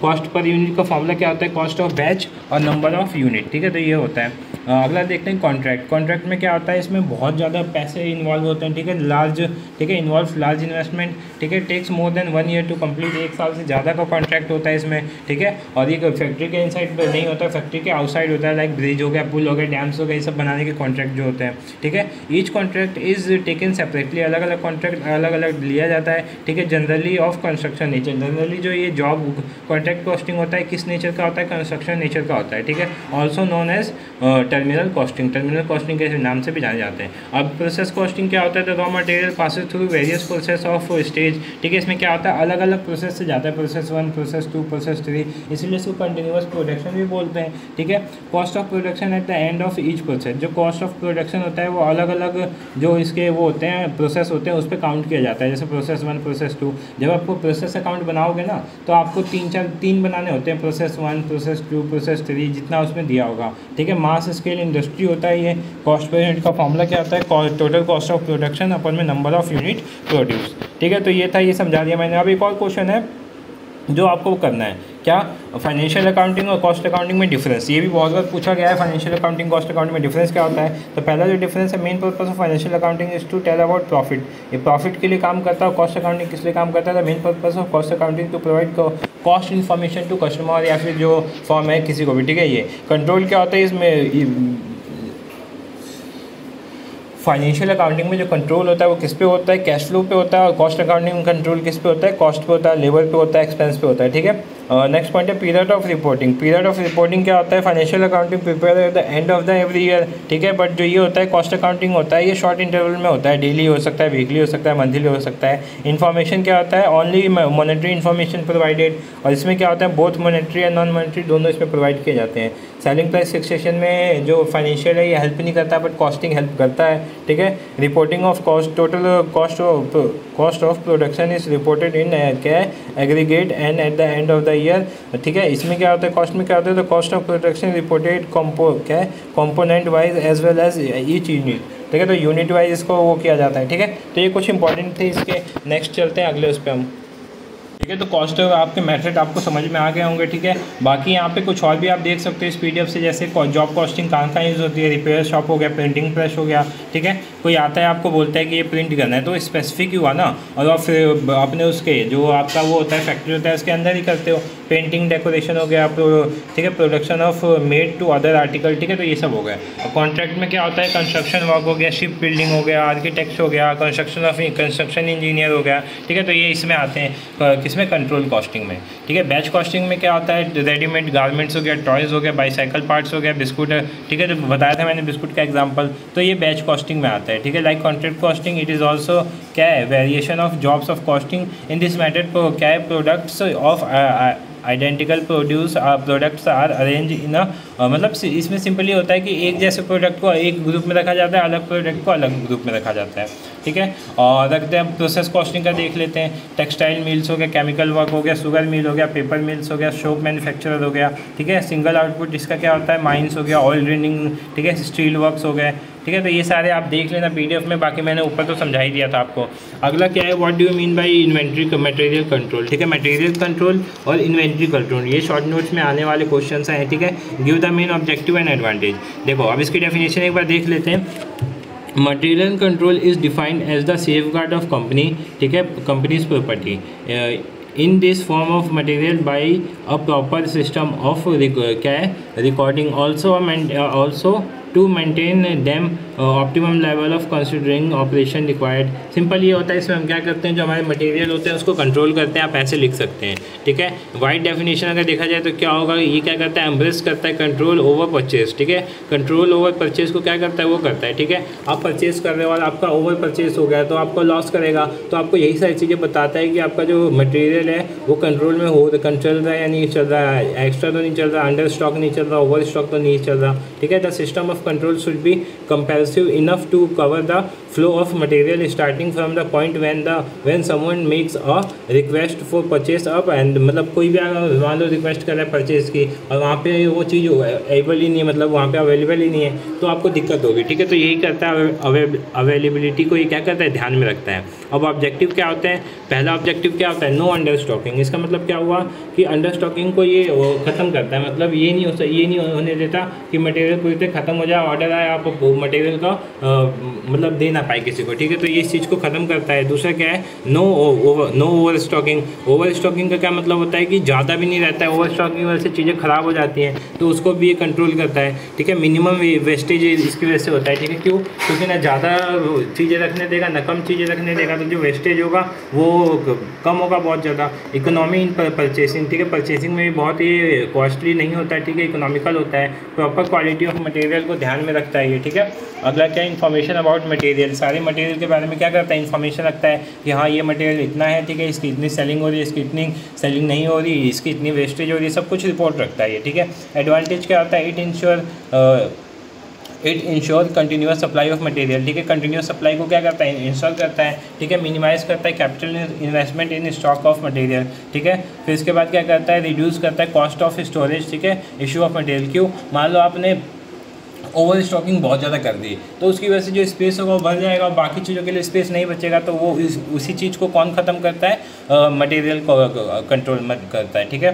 तो ये सारी चीज़ें आप देख लेना, ठीक है, ये बता दिया। फिर डिस्टिंग्विश बिटवीन सेंट्रलाइज परचेसिंग और डिसेंट्रलाइज, तो ये शॉर्ट नोट्स में आता है और डिफरेंस में भी आ जाता है क्वेश्चन, तो इसको आप देख लेना। देखो सेंट्रलाइज में क्या होता है, जो परचेस हेड क्वार्टर से बन के आती है, हेड क्वार्टर जिसका ऑर्डर देता है, ठीक है, जिसमें हेड क्वार्टर इन्वॉल्व होता है वो सेंट्रलाइज होता है। और डिसेंट्रलाइज क्या होता है, जो हर यूनिट अपने हिसाब से काम करती है वो डिसेंट्रलाइज होता है, ठीक है। जैसे परचेस देखो सेंट्रलाइज डिसेंट्रलाइज पर देख लेते हैं। Organisation of the purchase function will be according to particular condition and ideas. Purchase में भी सेंट्रलाइज और डिसेंट्रलाइज दोनों हो सकते हैं, ठीक है। सेंट्रलाइज में क्या होता है, there is a separate purchase department, ठीक है, क्या करता है, एंट्रस्ट करता है with the task of making all purchase of all type of material. The head of the department is usually designed as purchase manager, ठीक है, और क्या है, शेफ बायर, ठीक है, ठीक है। डिसेंट्रलाइज में क्या होता है, ईच ब्रांच और department make it's on decision. मैंने वही बताया कि जो सेंट्रलाइज में होता है ये अलग से एक यूनिट होती है, ठीक है, जिसको मैनेजर बोलते हैं, परचेज मैनेजर, वो डिसाइड करता है। और डिसेंट्रलाइज में क्या होता है, जितनी भी यूनिट होती हैं, अलग अलग डिपार्टमेंट होता है ना हर फैक्ट्री में या फिर फॉर्म में, तो वो अलग अलग जो डिपार्टमेंट होते हैं वो अपने डिसीजन खुद ही लेते हैं, ठीक है। मटेरियल कंट्रोल हमने देख लिया। अब वैसे ही इन्वेंट्री कंट्रोल भी होता है, ठीक है। Inventory control include control of raw material, stock, supply, space part, ठीक है, partly finished goods and finished goods, मतलब फिनिश्ड गुड्स, ठीक है। In this system it is a system which ensure the required quality of inventories of the required quality at the required time with the minimum amount of capital, ठीक है। The function of inventory turnover is to obtain maximum inventory turnover with sufficient stock to meet all requirement, ठीक है। Inventory control क्या करता है, एक तरह से आपका ना इंश्योर करता है कि आपको जो मतलब जो सप्लाई हो रही है वो कम ना हो, रुके ना सप्लाई को कंटिन्यूस रखे। कंटिन्यूस कौन रखता है, इन्वेंट्री कर रखता है, ठीक है, इन्वेंट्री कंट्रोलर रखते हैं। ऑब्जेक्टिव क्या होते हैं इसके, टू प्रोवाइड कंटिन्यूस फ्लो में हेल्प करता है, to avoid excess investment in inventory, excess जो इन्वेस्टमेंट होता है उसको भी ये बहुत कम करता है, ठीक है। टू कीप सरप्लस, ठीक है, इसमें सरप्लस रखा जाता है, ठीक है, मटेरियल में नहीं रखा जाता था बट इसमें रखा जाता है, क्योंकि कब आपका अर्जेंट, और इसमें ज़्यादातर देखो फिनिश्ड गुड्स होते हैं, कौन से होते हैं, फिनिश्ड गुड्स होते हैं, तो इसीलिए इसमें उसको थोड़ा सा एक्सेस रखा जाता है कि अगर एकदम से ऑर्डर आ गया तो उसके लिए हमें टाइम ना लगे, टाइम वेस्ट ना करें, ठीक है, जल्दी से हम ऑर्डर को कंप्लीट कर सकें, ठीक है। To relieve the management in taking inventory decision, ठीक है, इन्वेंट्री डिसीजन में भी हेल्प करता है। नेक्स्ट क्वेश्चन है, what do you mean by ABC analysis, how you control of store item expected through ABC analysis. देखो ABC एनालिसिस क्या होता है, सिंपली बताता हूँ। यहाँ पे ना ABC में क्या होता है, A का अपना अलग एक मतलब होता है, B का अपना एक अलग मतलब होता है और C का अपना एक अलग मतलब होता है। ये जो इतनी सारी थ्योरी लिखी है इसको मैं नहीं समझा रहा, मैं अपने तरीके से समझाता हूँ, अगर आपको समझ में आए तो ठीक है, ठीक है। देखो आप जो अल्फ़ाबेट पढ़ते हो, ठीक है, आप अल्फ़ाबेट पढ़ते होगे तो उसमें A सबसे पहले आता है, मतलब A की वैल्यू क्या हो गई, ज़्यादा हो गई। तो A के अंदर ऐसे प्रोडक्ट आते हैं जिनकी वैल्यू क्या होती है, बहुत ज़्यादा होती है, और जो भी फैक्ट्री है ना उसका ये एक तरह से मान लो 60, 70, 80% वैल्यू खुद ही कंटेन करते हैं। मान लो 10-10 लाख की मशीनें हैं, ठीक है, तो ये किस में आएंगी, A वाले में आएंगी, तो इस पर ध्यान भी ज़्यादा रखा जाएगा। ऑब्वियसली बात है, महंगी मशीनें तो ध्यान ज़्यादा रखा जाएगा। ऐसे B आता है, B में मान लो 2-2 लाख की मशीनें हैं, तो इसके कंपेयर में ध्यान कम रखा जाएगा, ठीक है। और C वाली में 5000 की है, तो इस पर बिल्कुल ध्यान नहीं दिया जाएगा, ठीक है, उतना नहीं किया जाएगा। तो यही होता है आपका ABC एनालिसिस। मैं आपको एक अच्छे से ड्राइंग के मदद से समझाता हूँ, ठीक है। देखो ये ABC ये रहा। A का क्या होता है, हाई प्रायोरिटी होती है, वेरी इंपॉर्टेंट होता है, मेजर सिग्निफिकेंस होता है, ठीक है। मीडियम प्रायोरिटी होते हैं, इंपॉर्टेंट होता है लेकिन उतना नॉर्मल इंपॉर्टेंट होता है, मीडियम सिग्निफिकेंस होता है। लो प्रायोरिटी होती है, ठीक है, लेस इंपॉर्टेंट होता है और माइनर सिग्निफिकेंस होता है। इससे आप समझ गए होगे, ठीक है। आपको क्या करना है, एक चार्ट बना देना है, पेपर में जब होगा तो आपको एक बॉक्स बना देना है, उसमें A के अंदर ये लिखना है, B के अंदर ये लिखना है, C के अंदर ये लिखना है और ऊपर पूरी थ्योरी भर देनी है। अच्छे खासे नंबर मिल जाएंगे इसमें फिर, ठीक है। ABC analysis for manufacturing concern, ठीक है। अब देखो ABC का क्या मतलब होता है, जो वही मैं समझा रहा था। अब A हो गया, अब यहाँ पे आप A वाले पे देख रहे हो जो आपके नट्स हैं, ये कितना 4 ही नट है, लेकिन चारों कितनी वैल्यू कंटेन कर रहे हैं 80%। यहाँ पे देखो 6 हैं, फिर भी ये कितनी वैल्यू कर रहे हैं 50%। और यहाँ पे इतने सारे हैं बट ये छोटे छोटे हैं, तो ये 5% कर रहे हैं। तो हम ध्यान किस पे रखेंगे, A पे रखेंगे ना ज़्यादा, फिर B पे रखेंगे और फिर C पे रखेंगे, ठीक है। तो यही होता है। अब एक और चार्ट है, इससे भी समझ जाओगे आप, इससे पूरा समझ जाओगे, ठीक है। और डिफरेंस भी आप समझ जाओगे, ठीक है। कैटेगरी A में क्या होता है, एग्जैक्ट एस्टिमेट, मतलब हमें पता होता है कि इसमें कितना है। इसमें हम ओवर बाय या अंडर बाय नहीं कर सकते, ठीक है। क्यों? क्योंकि तो बहुत महंगी होती है, ठीक है, इससे लॉस हो सकता है। सीनियर मैनेजर और ये सारे इस पर ध्यान रखते हैं, इसके अंदर इन्वॉल्व होते हैं, ठीक है। इट रिक्वायर्ड वेरी क्या है, स्ट्रिक्ट डिग्री ऑफ कंट्रोल, बहुत ज़्यादा इस पर कंट्रोल रखा जाता है, ठीक है। बहुत ज़्यादा कंट्रोल इस पर देना भी चाहिए और रखा भी जाता है, ठीक है। नेक्स्ट देखते हैं कैटेगरी बी। इसमें क्या होता है, it involve N approximate estimate of inventory value, ठीक है। इसमें नॉर्मल उतना ध्यान ज़्यादा, मतलब इससे कम दिया जाता है, कैटेगरी ए से कम दिया जाता है, ठीक है। Mid level professional and manager are assign to manage this category, ठीक है। इसमें जो मिड लेवल के मैनेजर होते हैं, ठीक है, उनको असाइन किया जाता है। It required moderate degree of control, ये moderate degree of control required करता है। और टाइप सी में क्या होता है, it required minimum or no estimate of inventory value, ठीक है। बहुत कम वैल्यू रखता है या नहीं रखता है, ऐसा होता है, ठीक है। This category is usually manage by junior staff, ठीक है। जूनियर स्टाफ इसको मैनेज करता है। इट रिक्वायर मिनिमम और लिमिटेड डिग्री ऑफ कंट्रोल, ठीक है। बहुत कम डिग्री ऑफ कंट्रोल ये मांगता है, ठीक है। ये हो गया आपका। अब एक बीन कार्ड आता है। बीन कार्ड क्या होता है, तो देखो जो भी इन्वेंट्री आप कंट्रोल करते हो, तो किस बॉक्स में, किस डब्बे में आपकी क्या चीज़ें रखी हुई हैं, वो बीन कार्ड होता है। उस पर डिटेल चिपकी होती है, आप देखते हो कि बॉक्स पे ऐसा कुछ बना होता है, ठीक है। ये बीन कार्ड का फॉर्मेट है, ठीक है। तो यही होता है बीन कार्ड। बीन कार्ड का आप पूछ लेता है what is bin card, draw the structure या draw the pattern of bin card. तो आपको ये बनाना आना चाहिए, ठीक है, क्या क्या चीज़ें इसमें होती हैं। अब इसको आप लंबा कैसे कर सकते हो, बीन नंबर लिख सकते हो, डिस्क्रिप्शन कोड्स, ठीक है, लेजर फोलियो, ठीक है, स्टोर लेजर फोलियो हो गया, मिनिमम लेवल, री ऑर्डर क्वांटिटी। तो ये सारी चीज़ें किस में होती हैं, बीन कार्ड में होती हैं, ठीक है। तो ये वीडियो यहीं पे एंड करते हैं। आज की वीडियो आपको होप से समझ में आई हो और अच्छी लगी हो, ठीक है। अच्छी लगे तो वीडियो को लाइक करना, चैनल को सब्सक्राइब कर देना। और आगे वीडियो बनानी है कि नहीं, आगे वीडियो आपको चाहिए कि नहीं, कमेंट सेक्शन में ज़रूर बताना, ठीक है। जब तक कमेंट्स नहीं आएगा मैं नेक्स्ट वीडियो नहीं लाऊंगा, ठीक है। तो आप देखते हैं कि अब वीडियो अच्छी लगी नहीं, ठीक है। सो आप, हाँ, एक चीज़ और बतानी थी, रुके आपको बता देता हूँ मैं आपको, मतलब प्रैक्टिकल्स में क्या क्या चीज़ें करनी है, ठीक है। प्रैक्टिकल में आपको 3-4 चीज़ें ध्यान में रख लो। आप कर लो। सबसे पहला कॉस्ट शीट कर लो। क्या करो, कॉस्ट शीट, ये इंपॉर्टेंट है। फिर उसके बाद EOQ कर लो, ये इजी है, ये आपको 1 घंटे में समझ में आएगा। EOQ, ठीक है। EOQ कर लो, कॉस्ट शीट कर लो, मैक्सिमम और मिनिमम वाले सारे क्वेश्चन कर लो, मैक्सिमम मिनिमम, ठीक है। 3 चीज़ें आप अभी कर लो, ख़त्म कर लो। ये 3 चीज़ें बहुत इंपॉर्टेंट है। और करना है तो आपको कॉन्ट्रैक्ट अकाउंट और प्रोसेस अकाउंट, ठीक है। कॉन्ट्रैक्ट अकाउंट और प्रोसेस अकाउंट, ये 5 चीज़ें कर लो। क्या क्या, contract account, process account, cost sheet, EOQ और मैक्सिमम मिनिमम, 5 चीज़ आप कर लो। ये चीज़ बहुत ही इनफ है आपके लिए, ठीक है। बाकी मैं अगले वीडियो या उससे बाद वीडियो में आपको सिखा दूंगा, ठीक है। तो आपको वीडियो को लाइक करना, चैनल को सब्सक्राइब करना। Thank you so much for watching this video.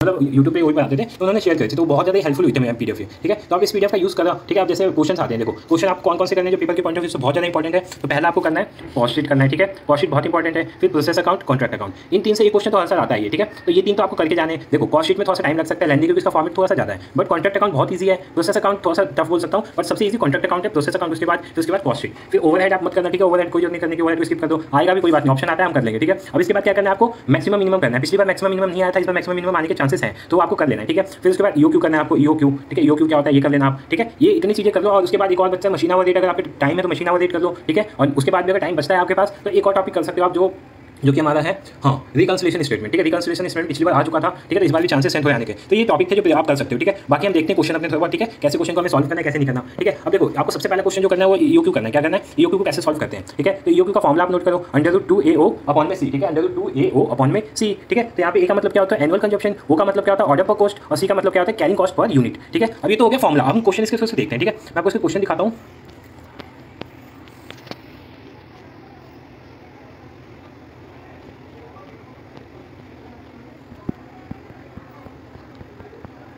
ठीक है, ये था हमारा क्वेश्चन, ठीक है। अब इसके क्वेश्चन देखते हैं EOQ कैसे निकालते हैं। अब आपका इसमें दिया होगा annual demand for an item दिया है 18,000, मतलब ये आपका क्या हो जाएगा, एनुअल डिमांड हो गया, cost is 27 and inventory carrying out charge क्या है 20% है। If the cost of one क्या है तो प्रोक्यूरमेंट इज 150 डिटरमाइन यूक्यू। सबसे पहले आपको यूक्यू निकालना आना चाहिए। इसका फॉर्मूला क्या होता है √2AO अपॉन में C, ठीक है। अब अंडर रूट करोगे 2 A की वैल्यू क्या होती है जो आपका एनुअल डिमांड दिया होगा 18,000 लिख दिया। वो क्या होता है आपका ये कॉस्ट ऑफ वन ऑर्डर, ठीक है, कॉस्ट ऑफ वन ऑर्डर। तो 1 से आप O का रिलेट कर सकते हो, ठीक है। तो 2 × 18,000 × 150, ठीक है। तो अब नीचे क्या करते हैं, C कैसे आता है आपका, ठीक है। C का एक तरीका होता है, मैं आपको बताता हूँ। आपको क्या करना है, जो 27 लिखा हुआ है ना आपका, 27 का 20% निकालो आप। 27 का 20% निकालो, यहाँ पे निकाल के दिखाता हूँ मैं,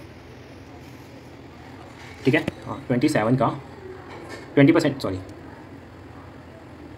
हाँ 27 का कितने परसेंट निकालना है हमें, 20% नीचे 100 आएगा, एक जो से एक जीरो कट आउट हो जाएगा, 7 × 14 का 4, ठीक है, 2 × 4 और 1 5, ठीक है। नीचे क्या बचा 10, 1.10 है तो यहाँ पे 1 पॉइंट डाल देंगे तो 5.4 आ गया, ठीक है। तो आपको समझ में आ गया होगा कैसे आया 5.4 ये, ठीक है। कहाँ गया ये रहा, आपको समझ में आ गया 5.4 कैसे आया, ठीक है। जो भी परसेंटेज दिया है, ठीक है, परसेंटेज को क्योंकि परसेंटेज किसके लिए यूज होता है, ये जो आपको कॉस्ट दिया होता है, ठीक है, कॉस्ट जो दिया होता है इसके लिए परसेंटेज निकाल देते हैं इसका, ठीक है। तो आपको सी समझ में आ गया, सी कैसे आया। बस अब आपको क्या करना है, सी आ गया आपका ऊपर की वैल्यू क्या है आपकी, इसको सॉल्व कर लो, ठीक है। देखो कैलकुलेटर ले जा सकते हो, तो कैलकुलेटर का यूज करो, मेरे पे कैलकुलेटर नहीं है। आप ऊपर वाले को सॉल्व करके उसका रूट निकालो, सिंपली रूट आ जाएगा, ठीक है। क्या आ जाएगा, रूट आ जाएगा। इससे मैं कॉपी पे करके बताता हूँ आपको, ठीक है, ज़्यादा समझ में आएगा, ठीक है। क्वेश्चन मैं आपको ना कॉपी पे करके दिखा देता हूँ ताकि आपको इजीली समझ में आ जाए, ठीक है। तो सबसे पहले हमें क्या देखना है, व्हाट इज़ EOQ, ठीक है। इकोनॉमी ऑर्डर क्वांटिटी क्या होता है, री ऑर्डर क्वांटिटी भी बोलते हैं इसे। तो it is the quantity to be ordered, ठीक है, to be ordered when the stock reach the reorder level. जब हमारा स्टॉक जो होता है री ऑर्डर लेवल पे पहुंच जाता है तो हम इसका यूज़ करते हैं। इसको और किस नाम से बोलते हैं, इकोनॉमी ऑर्डर क्वांटिटी। इसका फॉर्मूला क्या होता है, 2AB × CS और अंडर रूट, ठीक है।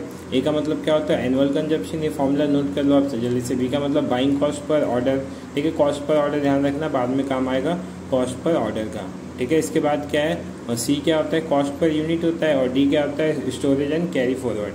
डी क्या होता है हमारा, स्टोरेज एंड कैरी फॉरवर्ड, ठीक है। तो ये आपको समझ में आ गया होगा, ठीक है। ये कैसे करते हैं, अब ये तो फॉर्मूला हो गया, फॉर्मूले की बात हो गई। अब क्वेश्चंस देखते हैं, ठीक है।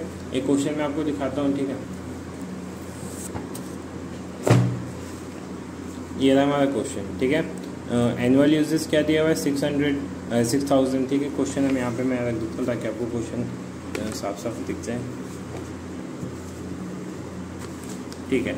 आप देख सकते हो एनुअल यूजेस कितना दिया हुआ है, 6,000। तो हमारा फॉर्मूला क्या होता है, फॉर्मूला लिख लेते हैं हम, EOQ का फॉर्मूला क्या होता है, अंडर रूट 2A × B और 2A × B और नीचे क्या होता है, C × S। ये होता है फॉर्मूला EOQ का, ठीक है। अब देखो A हमारा यहाँ पे A क्या फॉर्मूला लिखते हैं, 2 × A क्या होता है, एनुअल कंजप्शन। एनुअल कंजप्शन कितना दे रखा है यहाँ पे हमारा 6,000 दे रखा है, 6,000 यूनिट। यहाँ पे क्या लिख दोगे, 6,000 यूनिट। और B क्या होता है हमारा, B हमारा कितना दे रखा है इन्होंने, 15, ठीक है। वन ऑर्डर होता है ना, cost of placing and receiving one order, तो ये आपका B होता है, ठीक है। जब वन ऑर्डर लिखा हो, वन ऑर्डर की बात हो तो आपका क्या कहलाएगा, B कहलाएगा। तो B कितना दिया है, 15 दिया है। अब नीचे जो हम निकालते हैं ना CS, क्या निकालते हैं, CS, ठीक है। तो ये होता क्या है, ये सिंपली होता है आपका जो आपका एक cost of one order, sorry per unit जो होता है ना, पर यूनिट का जितने भी परसेंट दिया होता है उतना निकाल दो आप, ठीक है। तो यहाँ पे नोट करके मैं सॉर्ट करता हूँ, ठीक है। नोट करके लिखा करो इसको, क्योंकि इसको अलग से थोड़ा सॉल्व करते हैं। 2.50 × 20%, काटोगे 5 से इसको डिवाइड दोगे तो 0.5 आएगा। तो हमारा CS सिंपली क्या आ गया, CS क्या आ गया, 0.5। इसको दोबारा सॉल्व करते हैं, 2 × 600 × 15 और नीचे क्या आ जाएगा हमारा 0.5, ठीक है। अब इसको सॉल्व करो। अब क्या करते हैं, इसको सॉल्व करते हैं, ठीक है। 2 6 × 12, ठीक है। और 12 15 जा कितना हो जाएगा आपका 180, ठीक है, 1 लाख, ठीक है। ये हो जाएगा और नीचे क्या हो जाएगा 0.5 या 50 बोल सकते हो, अंडर रूट। अब क्या करेंगे, पॉइंट के बाद 2 नंबर है तो ऊपर हमारा 2 जीरो चला जाएगा और नीचे क्या आ जाएगा 50 से 100 क्या हो जाएगा, कट जाएगा कितने टाइम्स, 2 टाइम्स कट जाएगा। फिर 18 इसको क्या कर दोगे, 1,80,000 को मल्टीप्लाई कर दोगे किससे, 2 से, तो ये हो जाएगा 3,60,000। तो ये किसका स्क्वायर रूट होता है, ये 600 का होता है। किसका होता है, 600 का। तो हमारा आंसर क्या आ जाएगा, 600 यूनिट, ठीक है। तो होप्स आपको ये समझ में आ गया हो कैसे निकालते हैं। बाकी मैं और क्वेश्चन आपको बता देता हूँ, ठीक है, यूक्यू के कुछ एग्जांपल जो मैंने प्रैक्टिस किए हैं क्वेश्चंस की, ठीक है, जब मैं था तो मेरे क्वेश्चंस ये हैं कुछ।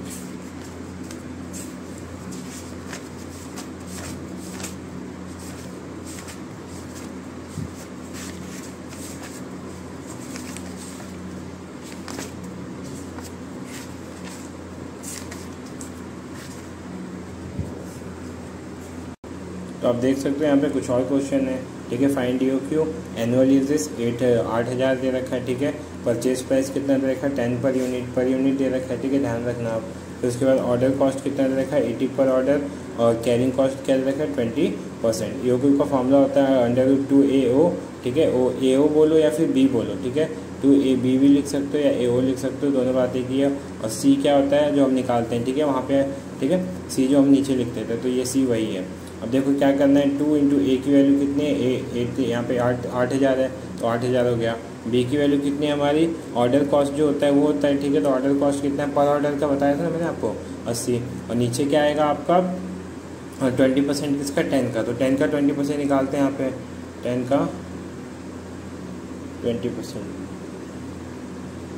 5 टाइम्स 2 टाइम्स, तो क्या आ जाएगा नीचे 2 आ जाएगा। 2 से इसको काट दो 40 को इससे गुना करोगे, 2 को 40 से करोगे कितना आएगा 8, तो 80, ठीक है, 80 आ जाएगा। फिर 80 को 8,000 से करोगे तो 64,000, ठीक है, 60, एक सेकेंड, ठीक है, कितना आ जाएगा, यहाँ पे गलत है, क्या आ जाएगा √ में 64,000। अब 64,000 किसका स्क्वायर रूट होता है, ये होता है आपका 800 यूनिट का, ठीक है, कितना होता है 800 यूनिट का। तो आपका राइट आंसर क्या आ जाएगा 800 यूनिट। ये भी आप क्वेश्चन प्रैक्टिस कर सकते हो, ठीक है, ये प्रैक्टिस के लिए क्वेश्चन है, इसको आप कर सकते हो, ठीक है। इसका आंसर क्या आएगा, आंसर देख सकते हो आप, यूक्यू 2A होता है, C होता है, यहाँ पे वैल्यू पुट करना, आपका 500 यूनिट आंसर आ जाएगा, ठीक है।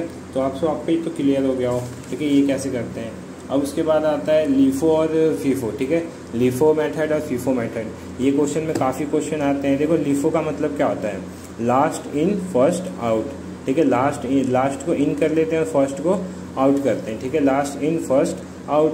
और फीफो का मतलब क्या होता है, फीफो का मतलब हमारा होता है फर्स्ट इन फर्स्ट आउट, पहले जो आएगा उसी को पहले आउट करेंगे। और इसमें क्या होता है, जो लास्ट आएगा अगर, लेकिन आउट किसको करेंगे, पहले को, ठीक है। तो लीफो का क्या होता है लास्ट इन फर्स्ट आउट, और फीफो का क्या होता है फर्स्ट इन फर्स्ट आउट, ठीक है। अभी ये सब इनके थोड़े डिफरेंस है, तो आप देख सकते हो इनके डिफरेंस क्या क्या होते हैं। जैसे ये stock in hand oldest stock होता है ये, ठीक है, it is the latest stock होता है, ठीक है, जो आपका फर्स्ट इन फर्स्ट आउट, क्योंकि फर्स्ट जो आता है उसी को करते हैं, तो ये लेटेस्ट होता है, ये ओल्डेस्ट होता है, ठीक है। तो ये कुछ इसके पॉइंट्स थे।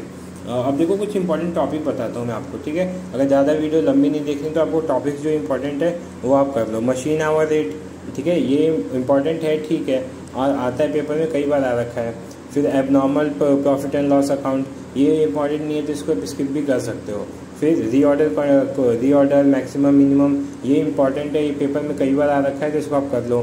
फिर इन्वेंट्री टर्नओवर रेशियो, ठीक है, इंपॉर्टेंट थी। इन्वेंट्री और ये ओवरहेड डिस्ट्रीब्यूशन, इन दोनों में से कोई एक कर लेना आप, ठीक है। ईओक्यू तो कर ही लेना, कॉस्ट शीट कर लेना, इजी होता है, कॉन्ट्रैक्ट अकाउंट कर लेना, प्रोसेस अकाउंट कर लेना, रिकन्सिलेशन कर लेना, ठीक है। मटेरियल ये वाला देख सकते हो आप, ठीक है। बाकी लीफो फीफो तो करना ही करना है, ठीक है। अब देखो सिंपल सा होता है क्या है, फीफो में होता क्या है, एक क्वेश्चन से समझाता हूँ मैं आपको, ऐसे तो समझ में नहीं आएगा।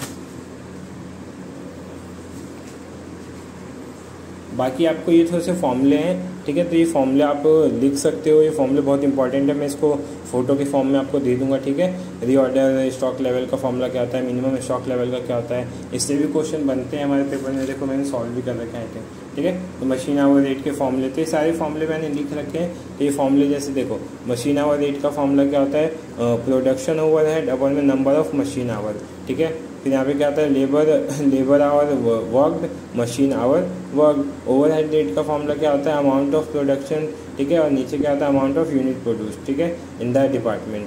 फिर उसके बाद क्या होता है, डायरेक्ट मटेरियल कॉस्ट मेथड क्या होता है, प्रोडक्शन अपॉन में मटेरियल कॉस्ट इंटू 100।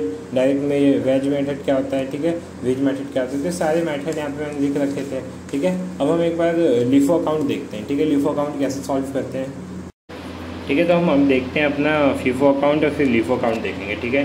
सो पहला हमारा क्या है, हाँ पहले हम फीफो ही देखते हैं। फीफो में क्या होता है, फर्स्ट इन फर्स्ट आउट होता है, जो पहले आया वही पहले जाएगा, ठीक है, ऑब्वियस सी बात है यही होगा। तो हमारे यहाँ पे दे रखे हैं ओपनिंग स्टॉक दे रखा है, इशू दे रखा है, परचेज दे रखा है, ठीक है। अब एक बार कॉलम में समझाता हूँ आपको इसका कैसे बनता है फॉर्मेट। देखो ये फॉर्मेट इसका होता है, ठीक है। फॉर्मेट एक बार मैं थोड़ा समझा देता हूँ आपको ढंग से, ठीक है।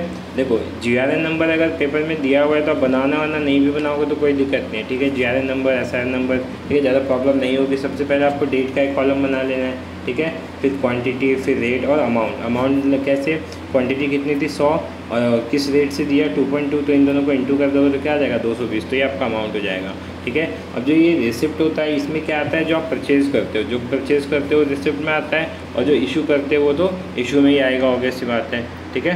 तो परचेज़ करने वाले रिसिप्ट में आएंगे, इशू करने वाले इशू में, आपका जो बैलेंस बचेगा लास्ट में वो आपका बैलेंस में आएगा, ठीक है। तो हमने पहले क्या किया था यहाँ पे देखते हैं। सबसे पहला हमारा ऑर्डर क्या था, ओपनिंग स्टॉक 200 पीस और 2 रुपीज़ ईच लिखा हुआ है, ठीक है। तो देखो ओपनिंग बैलेंस कहाँ पे आता है, बैलेंस में आता है हमारा। ओपनिंग बैलेंस कहाँ पे आता है, बैलेंस में। तो ये बैलेंस हमारा 200 हमने लिख दिया, किस रेट से, 2 रुपये के रेट से। तो टोटल अमाउंट कितना हो गया 4000, और रिमार्क में आप लिख सकते हो 400 हुआ, रिमार्क में लिख सकते हो कि क्या था, ओपनिंग बैलेंस था। अब इसके बाद हमने कौन सी ट्रांजैक्शन करी, हमने क्या किया, इशू किया। कितने शेयर, 150 शेयर किए, ठीक है। अब हमारे पास देखो बैलेंस में कितने शेयर थे, आप ये ध्यान देना, ठीक है। बैलेंस में हमारे पास शेयर कितने थे, 200 थे। अब हमने इशू कर दिया तो इशू में क्वांटिटी आ जाएगा आपका 150, किस रेट से, 2 रुपीज़ के रेट से, तो 150 इंटू 2 300, ठीक है। अब आपका बैलेंस क्या बचेगा, 150 तो आपने स्पेंड कर दिया, 50 बचेगा ना, किस रेट से, 2 रुपीज़ की, तो टोटल क्या आ जाएगा 100 आ जाएगा, ठीक है। तो ये आप यहाँ तक आपको समझ में आ गया होगा। नेक्स्ट है हमारा, देखते हैं अगला, परचेज़ किया हमने, ठीक है। 5 तारीख को 5 मार्च को क्या किया, परचेज़ किया, कितने यूनिट, 100 यूनिट, किस रेट से, 2.20 के रेट से। अभी तक किस रेट से चल रहा था, 2 रुपीज़ के रेट से। अब किस रेट से चल रहा है, 2.20 के रुपीज़ से। तो इन दोनों को जब इंटू करोगे आप, ठीक है, इन दोनों को क्रॉस करोगे तो क्या आएगा आपका 220 आएगा। अब जब बैलेंस में जाओगे ना तो आपको 2 चीज़ें दिख जाएंगी यहाँ पे। एक तो 50 वाला का रेट अलग लिखा हुआ है, ठीक है, 50 इंटू 2, और एक 100 इंटू 2.2 ये अलग लिखा हुआ है, ठीक है। तो इसको सॉल्व करने पे कितना आएगा आपका 100 आएगा, इसको करने पे 220 आएगा। तो आपका जो बैलेंस होगा, ठीक है, अमाउंट बैलेंस होगा वो कितना होगा 320 रुपये। कितना होगा 320 रुपये, ठीक है। नेक्स्ट हमने क्या किया है, हमने इशू किया है कितने 100 पीस को, कितने पीस को 100 पीस को। अब एक चीज़ मैं बताता हूँ आपको, ध्यान देना, हमारे पास कितने पीस हैं टोटल। अगर टोटल देखा जाए तो हमारे पास जो अमाउंट है, यहाँ पे बैलेंस था हमने यहाँ दिखाया अभी, ठीक है, ऊपर जो हमने किया 50 हमारे पास तो 2 रुपये वाले हैं, और 100 जो है हमारे पास कितने 2.2 रुपीज़ वाले हैं, कितने 2.2 रुपीज़ वाले। अब हम कौन सा मेथड कर रहे हैं, लीफो, मतलब एक सेकेंड, लीफो ही कर रहे हैं ना, ध्यान देते हैं, फीफो कर रहे हैं, फर्स्ट इन फर्स्ट आउट, मतलब जो पहले आया उसी को पहले भगाएंगे, ठीक है। तो पहले क्या आया था, 50 वाला आया था, तो 50 वाले को पहले नोट करें यहाँ पे, 50 इंटू 2 कर लो, क्या हो जाएगा 100, ठीक है। तो 100 इशू हो गया, और हमें 100 इशू करना है। तो जो हमारे पास ये 100 था, ठीक है, 2.2 वाला, इसमें से 50 इशू कर देते हैं, तो 50 इंटू 2.2 क्या हो जाएगा 110 हो जाएगा, ठीक है। तो ये अमाउंट हो गया आपका 110। अब आपकी जो बैलेंस होगा, बैलेंस कितना बचेगा आपके पास, पहले वाला तो 150 ख़त्म हो गया। अब जो नया ये 50 बचा है, 100 था, इसमें से हमने 50 और यूज़ कर लिया, तो बचा कितना आपका 50 बचा है, ठीक है। और किस रेट से बचा है, 2.20 के रेट से बचा है, ठीक है। तो बैलेंस कितना हो जाएगा 2.20 इंटू 50 110 हो जाएगा, ठीक है। तो ये आपका क्या हो गया 110, ठीक है। नेक्स्ट देखते हैं, आपका बैलेंस हो गया इतना 110, आपके पास कितने बचे 50 शेयर बचे, ठीक है, 50 पीस बचे। 10 को क्या कर रहे हैं, परचेज़ कर रहे हैं, तो परचेज़ वाले डिपार्टमेंट में आते हैं। यहाँ पे परचेज़ कितना किया था, उसको 150 हमने क्या क्या परचेज़ कर लिया, किस रेट से 2.40, ठीक है। और अमाउंट टोटल क्या आ गया 360। अब 50 वाले को अलग लिखेंगे, ठीक है, ये 50 अलग और ये 150 अलग, ठीक है, दोनों का टोटल करके यहाँ पे लिख देंगे। अब उसके बाद देखते हैं हमने क्या किया है, हमने इशू किया है कितने 100 शेयर। अब 50 शेयर तो हमारे पे पहले से 2.20 वाले हैं, तो ये 2.20 वाले का हमने 50 शेयर इशू कर दिया, ठीक है। अब जो हमने और कितने इशू करने, 50 और करने हैं ना, तो हम 50 किस रेट पे करेंगे, जो अभी हमने खरीदा था यहाँ पे 10 तारीख को, किससे 2.40 पे। तो ये 2.40 पे करेंगे तो 120 आएगा, और ऊपर वाले का 110 आएगा। आप टोटल कर देना, जो बैलेंस कितना बचेगा 150 आपके पास अभी आया था, 150 में से 50 और चला गया, तो कितने बचे 100, तो 100 आपके पास बचेंगे। 100 इंटू क्या करोगे 240, तो टोटल आपका जो अमाउंट बचेगा, ठीक है, क्लोजिंग अमाउंट बचेगा वो कितना बचेगा 240। क्लोजिंग क्वांटिटी कितनी बचेगी 100 क्वांटिटी। तो ये होता है आपका फीफो मेथड, ठीक है। तो फीफो मेथड तो आपको क्लियर हो गया होगा। अब हम करेंगे लीफो मेथड। क्या करेंगे? LIFO method. ठीक है, फीफो के तो आपको समझ में आ गए होंगे। अब लीफो करते हैं, लास्ट इन फर्स्ट आउट। इसमें भी देखो सेम होता है, इसमें बताने की जरूरत नहीं है। जैसे हम इसमें पहले को करते थे ना फीफो में, इसमें हम क्या करेंगे, लास्ट वाले को पहले डील करेंगे लास्ट वाले के साथ। जैसे देखते हैं क्वेश्चन, परचेज़ का है और इशू का है। ठीक है, इसमें ओपनिंग बैलेंस नहीं देखा। 3 तारीख को हमने परचेज़ किया। ठीक है, हमने 3 को परचेज़ किया, क्या 3 तारीख को हमने 500 kg परचेज़ किया। किस रेट से? 2.00 पर केजी के रेट से। ठीक है, तो आप परचेज़ में आओगे, परचेज़ डिपार्टमेंट में आओगे, रिसिप्ट में आओगे। ठीक है, इसमें आप लिख दोगे कितनी क्वांटिटी करी, 500। किस रेट से? 2 रुपीज़ के रेट से। कितना हो गया अमाउंट टोटल? 1000। अब यहाँ भी वही करोगे, बैलेंस में वही लिखोगे। क्वांटिटी 500 थी, रेट आपका 2 रुपये था, और जो ये आपका अमाउंट आया कितना था? 1000 था। ठीक है, अब नेक्स्ट जो डेट है 18 में भी क्या किया इन्होंने, क्या किया, इशू किया। क्या किया है? इशू ही किया। अरे हाँ, ठीक है, परचेज़ किया, सॉरी इशू नहीं किया, परचेज़ किया। कितने? 350। किस रेट से किया इन्होंने? 2.10 के रेट से। ठीक है, किस रेट से? 2.10 के रेट से। तो आपका ये पहले हमारे पास, देखो एक सेकेंड में दिखाता हूँ। पहले हमारे पास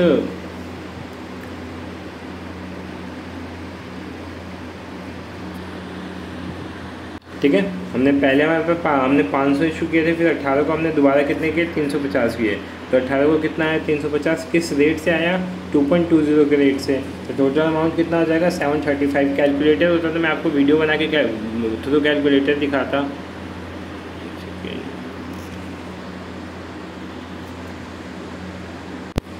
ठीक है, तो देखो ये अमाउंट जो था ये कैसे आया, मैंने अभी आपको बताया। हमने 350 और इशू किए थे, ऊपर 500 तो अलग इशू किए थे। ठीक है, अब जब हम टोटल करेंगे तो ये 500 वाले को अलग लिखेंगे। ठीक है, जैसे हमने पिछले क्वेश्चन में किया था, 350 वाले को अलग, उनका टोटल कर देना आप। ठीक है, टोटल हो गया। अब 19 को हमने क्या कर दिया? इशू कर दिया। कितने किए? 600 किए। अब देखो, अब इसमें ध्यान देने वाली बात है, last in first out. Last को इन करेंगे, फर्स्ट को आउट करेंगे। तो जो लास्ट, ठीक है, सिंपली है, इसमें लास्ट वाले को हम पहले लेते हैं। लास्ट वाले को क्या करते हैं? पहले जो हमने लास्ट में लिया था ना, उसको हम निकाल देंगे और पहले वाले को रहने देंगे। ठीक है, अब देखो लास्ट में क्या लिया था हमने? 350 लिया था, तो पहले 350 पूरा निकाल लेते हैं, क्योंकि हमें 600 चाहिए। तो 350 तो यहाँ से कवर हो जाएगा। 350 आप कवर कर लो यहाँ से। ठीक है, 350 उन्होंने कवर कर लिया ये रहा। अब बचा कितना चाहिए और कितना? हमें 250। तो 250 ऊपर वाले में से कवर कर लेंगे। किस रेट पे है वो? 2 रुपये के रेट पे है। तो ये कितना आ जाएगा? 500। और ये बचा कितना इसमें से? हमने 500 में से 250 निकाल लिया, 250 बचा। किस रेट से? 2 के रेट से। तो टोटल अमाउंट 500 हो गया। ठीक है, 25 तारीख को क्या किया इन्होंने? दोबारा बाई किया। किस रेट से? 600 के रेट से, मतलब 600 यूनिट बाई किए। ठीक है, किस रेट से? 2.20। ठीक है, इंटू कर दोगे तो 13 से 20 आ जाएगा। ठीक है, अब ये तो हो गया आपका 250 आपका 2 रुपये के हिसाब से बचा है, और 600 रुपये जो अभी आपने परचेज़ किया ये 2.20 के हिसाब से बचा हुआ है। ठीक है, तो ये आपका है रिमेनिंग। ठीक है, अब आगे देखते हैं 26 को क्या कर दिया इन्होंने? 450 क्वांटिटी क्या कर दी? इशू करी है। 450 की इशू करी है, तो हम लास्ट वाला पहले देखते हैं। तो लास्ट में हमारे पास तो अवेलेबल है पूरा 600 है, तो 600 में से हम 450 का हटा देते हैं, तो ऊपर वाले की ज़रूरत हमें इसमें पड़ेगी ही नहीं अभी। ठीक है, तो हटा दो 450, 2.5 की जगह से 990 हो जाएगा। ठीक है, अब रिमेनिंग बैलेंस कितना बनेगा? 600 था, 600 में से 450 हटा दो तो कितना बचा? 150 बचा। कितना बचा? 150 बचा। किसके रेट के हिसाब से? इस रेट के हिसाब से। और ऊपर हमारे 250 पहले से था, उसको ऐसे लिख देते हैं। 28 को क्या हुआ? दोबारा परचेज़ किया 500 क्वांटिटी 2.30 के हिसाब से। ठीक है, तो टोटल अमाउंट कितना हो गया? 1150 हो गया। बस अब इसको क्या करना था आपको यहाँ पे, एक सेकेंड। ठीक है, तो इसको क्या करना था? इसका बैलेंस करके यहाँ पे लिख देना था। ठीक है, तो जो आपके पास है सारा बैलेंस यहाँ आ गया। 29 को क्या किया? इशू किया। कितना शेयर? 510 शेयर। कितना? 510। तो सबसे पहले तो आप 500 तो यहीं से ले लोगे, जो आपका 500 ही बचा हुआ था। ठीक है, यहाँ से 500 आपको कवर हो गया। अब 10 यूनिट कहाँ से लोगे? इसके ऊपर वाले से। 150 में से 10 यूनिट लोगे तो ये 140 बचेगा, जैसा आप देख सकते हैं यहाँ पे। ठीक है, तो ये सिंपल वैसी मेथड होता है जो लिफो फीफो सेम होते हैं। ठीक है, एवरेज वेटेज मेथड होता है, तो आप थोड़ा देख लेना, एवरेज वेटेज मेथड भी पेपर में आता है। ठीक है, तो लिफो फीफो के प्रैक्टिस के लिए आप ये PDF ले सकते हो। ठीक है, बहुत अच्छी रहेगी आपके लिए PDF। ठीक है, तो आप ये देख लेना। ठीक है, अब लिफो फीफो के बाद क्या करना है आपको? ठीक है, उसके बाद आपको करना है इकोनॉमी ऑर्डर क्वांटिटी प्रैक्टिस के लिए। देखो हमें प्रैक्टिस के लिए क्वेश्चन बहुत सारे हैं, तो आप अच्छे से प्रैक्टिस कर लेना, क्योंकि पेपर कभी कभी घुमा के आ जाता है। ठीक है, अब इसके बाद आपको सिंपली क्या करना है? कॉन्ट्रैक्ट अकाउंट करना है। क्या करना है? कॉन्ट्रैक्ट अकाउंट करना है। कॉन्ट्रैक्ट अकाउंट का मैं थोड़ा सा आपको इसमें समझा देता हूँ हिंट। ठीक है, हाँ, कॉस्ट शीट भी आप कर लेना। कॉस्ट शीट में देखो पता है याद क्या करना है आपको, ये फॉर्मेट एक तरह से याद करो या पेपर में लेके जाओ, जैसे आपकी मर्जी वैसे कर सकते हो, ठीक है। मैं तो बोलूँगा आप जैसे मतलब याद हो गया तो ठीक है, नहीं तो आप इसको लेके चले जाना पेपर में। बस आपको ये चीज़ें याद हो जाएंगी ना, ये जो चीज़ें हैं, ये चीज़ें अगर एक बार आपको याद हो गई तो आप इजीली इसको कर सकते हो, ठीक है। इसमें कुछ भी नहीं है, कॉस्ट शीट बहुत ईजी होती है, बस प्रैक्टिस के ऊपर है। आपके पास है जितने भी दिन है उसमें क्या कर लो, इसको ढंग से प्रैक्टिस कर लो। इसमें बहुत सारे क्वेश्चन हैं, देखो इतने सारे कॉस्ट शीट के क्वेश्चन आपके बुक में हैं, ठीक है। तो होता क्या है इसमें, देखो सिंपली हमें 4 चीज़ें निकालनी होती हैं। क्या निकालनी होती है? 4-5 चीज़ें, ठीक है। अलग अलग भी पूछ लेता है। रॉ मटेरियल कंज्यूम, जो हमारा ये पहला पूरा हमने जो झमेला किया है, ये क्या होता है, हमारा रॉ मटेरियल कंज्यूम निकलता है। फिर इसके बाद हमने इसमें से लेबर और डायरेक्ट वेजेस पेड जो थी वो लिख देते हैं, और इसमें ऐड क्या कर देते हैं, outstanding expense and prepaid direct expense जो होते हैं वो क्या करते हैं, लेस कर देते हैं। इसके बाद जो हमारा चीज़ बचता है, ठीक है, रॉ मटेरियल से घटाने और जोड़ने के बाद वो प्राइम कॉस्ट होता है। क्या होता है? Prime cost. अब प्राइम कॉस्ट के बाद आता है फैक्ट्री ओवरहेड, ठीक है। तो ये कैसे आता है? मैन्युफैक्चरिंग एक्सपेंस जो होता है, इनडायरेक्ट वेजेस होता है, डेप्रिसिएशन ऑफ मशीन, ठीक है। और जो स्टॉक वर्क इन प्रोग्रेस है, उस ओपनिंग स्टॉक जो होता है उसको ऐड कर देते हैं, और जो क्लोजिंग होता है उसको लेस कर देते हैं। तो आपका यहाँ से क्या निकल जाता है? वर्क कॉस्ट या फिर फैक्ट्री कॉस्ट, ठीक है। अब इसके बाद क्या निकालना होता है हमें? Cost of production. तो ये तो सिंपल होता है, डेप्रिसिएशन ऑन ऑफिस क्या कर देना होता है, माइनस कर देना होता है, ठीक है। तो यहाँ पे कॉस्ट ऑफ प्रोडक्शन आ जाएगा। अब उसके बाद क्या आता है? इसके बाद नीचे देखो आप, कॉस्ट ऑफ गुड्स सोल्ड, ये निकालना होता है, ठीक है। तो यहाँ पे एक तरह से सीरीज़ वाइज आपको इसको अच्छे से करना है और आप इजीली कर सकते हो। जैसे यहाँ पे देखो एक क्वेश्चन का एग्जांपल लेते हैं। Stock of raw material as on 1/1/2020 कितना था? 10,000 है, ठीक है। 10,000 है। तो ओपनिंग बैलेंस आपने लिख दिया यहाँ पे, ठीक है। ये जो आपका पहला पॉइंट था, इसका ओपनिंग बैलेंस यहाँ पे हमने नोट डाउन कर दिया, ठीक है। पहला clear. Raw material purchase, raw material purchase कितना था? 98,000 है, ठीक है। तो 98,000 में यहाँ पे आता है, रॉ मटेरियल ऐड होता है, ठीक है। कैरी। तो अब हम कॉन्ट्रैक्ट अकाउंट करने वाले हैं। कॉन्ट्रैक्ट अकाउंट देखो ये भी पेपर में बहुत बार आता है, पूछा जाता है, और ये बहुत ईजी होता है। मैं आपको बताऊंगा, जो बोलूँगा वो आप सुनो, ठीक है। पूरी ये मतलब ये जो कॉन्ट्रैक्ट का पार्ट है इसको अच्छे से देखो, ठीक है। कुछ मत करो, अच्छे से देखो, नोट करते जाओ जो चीज़ें बता रहा हूँ। सबसे पहले कॉन्ट्रैक्ट होता क्या है, ठीक है। सिंपली होता है क्या है, जब कोई भी मतलब मैंने आपको जो थ्योरी वाला पार्ट पढ़ाया था उसमें बताया था कॉन्ट्रैक्ट क्या होता है। लाइक लॉन्ग टर्म के लिए हम इसमें क्या करते हैं, कोई भी 2 फॉर्म्स होती हैं, कोई भी 2 चीज़ें होती हैं, वो मर्ज हो जाते हैं, मेनली यही होता है। और ये ज़्यादातर क्या होता है, डैम्स, कंस्ट्रक्शन, इन सब के बिल्ड के लिए होता है ना। डैम्स बनता है, डैम बनता है, तो वो भी क्या होता है, कॉन्ट्रैक्ट उसमें क्रिएट किया जाता है, ठीक है। तो ये एक तरह से हैवी जो प्राइजेस होते हैं, ठीक है, ज़्यादा पैसे वाली चीज़ें होती हैं उसके लिए होता है, और ये आउटसाइड ऑफ फैक्ट्रीज होती हैं, ठीक है। तो सिंपल कॉन्ट्रैक्ट अकाउंट का मतलब तो ये समझ में आ गया। अब जब हम बनाते हैं ना कॉन्ट्रैक्ट अकाउंट, तो हमें 2 चीज़ें ध्यान देनी होती हैं। या तो हमारा जो कॉन्ट्रैक्ट अकाउंट है वो कंप्लीट हो चुका है। पहला केस क्या होता है कि हमारा जो कॉन्ट्रैक्ट है वो बिल्कुल कंप्लीट हो चुका है, सॉरी इनकम्प्लीट है। क्या है? इनकम्प्लीट। और दूसरा अकाउंट क्या है? जो कंप्लीट हो चुका है, ठीक है। मान लो काम किया साथ में आपने, कंप्लीट हो गया अकाउंट, फिर वो बंद हो जाएगा, क्लोज हो जाएगा अकाउंट। लेकिन इनकम्प्लीट के केस में हम कैसे करते हैं, ठीक है। पेपर में कंप्लीट का नहीं आता, इनकम्प्लीट का आता है मेनली। तो इनकम्प्लीट के केस में होता क्या है, तो इसकी भी 3 केसेस हैं। क्या है? 3 केसेस। वो तीनों केसेस मैं आपको बता देता हूँ। ये 3 केस आगे जाके यूज़ आएंगी, तो आप ध्यान से देखना इस वीडियो को ताकि समझ में आ जाए आपको चीज़ें। पहला केस क्या है हमारा, ठीक है। पहला केस है बिलो 25%। इसका मतलब क्या हुआ, जब आपका काम जो है वो 25% से कम हुआ है, ठीक है। जो काम है आपका 25% से कम हुआ है, तो उस केस में जो प्रॉफिट होगा, क्रेडिट होगा, बिल्कुल नहीं होगा, नील प्रॉफिट क्रेडिट होगा, ठीक है। ये कैसे होता है क्रेडिट, ये हम आगे देखेंगे, आपको समझ में आ जाएगा। बट आपको ये 3 चीज़ें भी ध्यान में रखनी है, ठीक है। बिलो 25% होगा तो क्रेडिट नील होगा। 25 से 50% के बीच होगा तो क्रेडिट कितना होगा, 1/3 होगा। कितना होगा? 1/3 होगा। अगर 50% ज़्यादा कंप्लीट हो चुका है आपका काम तो कितना होगा, लाइक 50%, 75%, तो कितना होगा, 2/3 होगा। और अगर केस मान लो आ जाता है कि पूरा कंप्लीट हो चुका है तो 100% क्रेडिट हो जाएगा, और लॉस होता है तो डेबिट हो जाएगा, ठीक है। तो ये आपको 2 चीज़ें 3 चीज़ें ध्यान रखनी थी। अब आते हैं हम अपने अकाउंट पे, ठीक है। क्वेश्चन में आपको दिखा देता हूँ इसका क्वेश्चन कैसा बनता है, 1 मिनट। सो ये हमारा क्वेश्चन है, ठीक है। अब इस क्वेश्चन को आप अच्छे से नोट कर लो, क्योंकि मैं स्क्रीन पे क्वेश्चन लगा नहीं सकता, ठीक है। मैं कोशिश करूँगा लगा दूँ स्क्रीन पे, अगर लग जाए तो ठीक है। आप अभी क्या करो, इस क्वेश्चन को नोट कर लो, ठीक है। नोट करने के बाद देखो मैं समझा देता हूँ।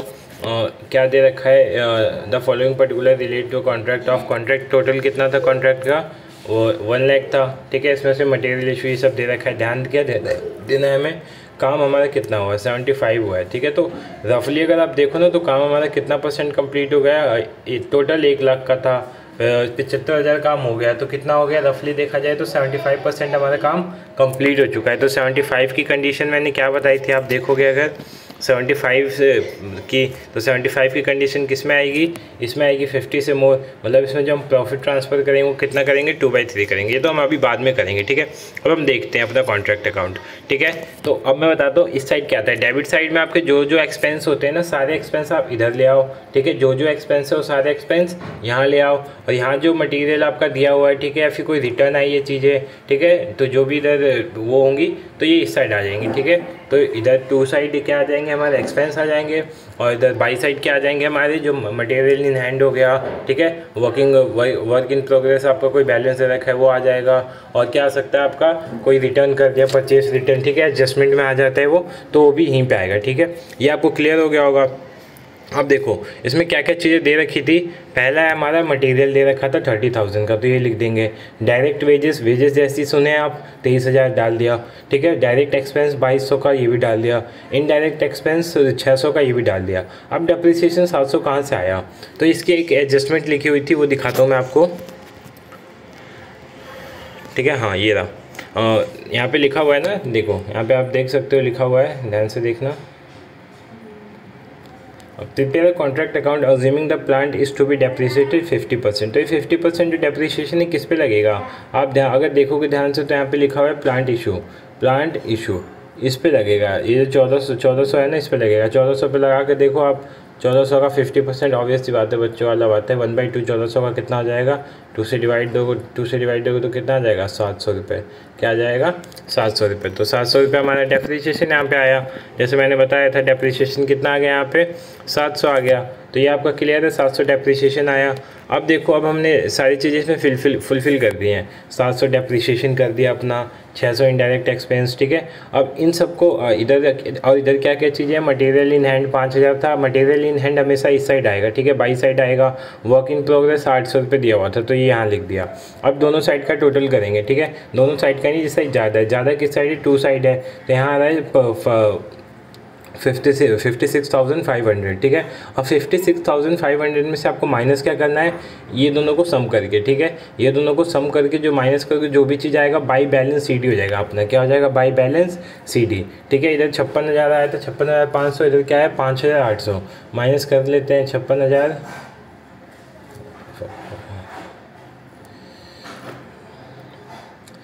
ये होता है हमारे पास टूल्स नहीं होते ना अच्छे, तो यही फ्लॉप हो जाता है इसका, ठीक है।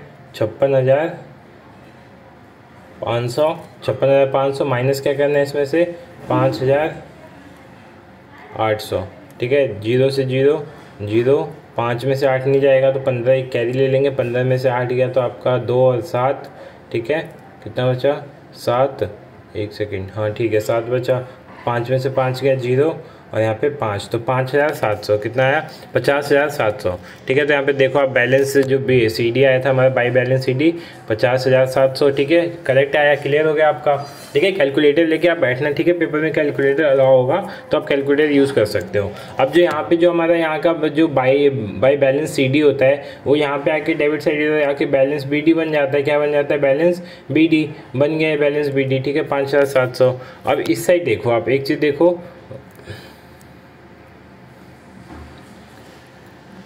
ये क्या दे रखा है, 7,500 बाई वर्क इन प्रोग्रेस, ठीक है। वर्क डन होता है, फिर वर्क इन प्रोग्रेस के नाम से डालते हैं इसको। तो हमारा काम कितना हो गया था, 75,000 हमने देखा था ऊपर, तो 75,000 यहाँ पे आ जाएगा। अब ये to profit and loss account और वर्क इन प्रोग्रेस BD कहाँ से आया, ये इसका थोड़ा लंबी कहानी है। इसको समझ गया ना तो कॉन्ट्रैक्ट अकाउंट आप ऐसे ही हवे में उड़ा दोगे, समझ जाओ आप, कॉन्ट्रैक्ट अकाउंट बच्चा लगेगा आपको। इसके लिए हमें वर्किंग नोट पर देखना पड़ेगा, ठीक है।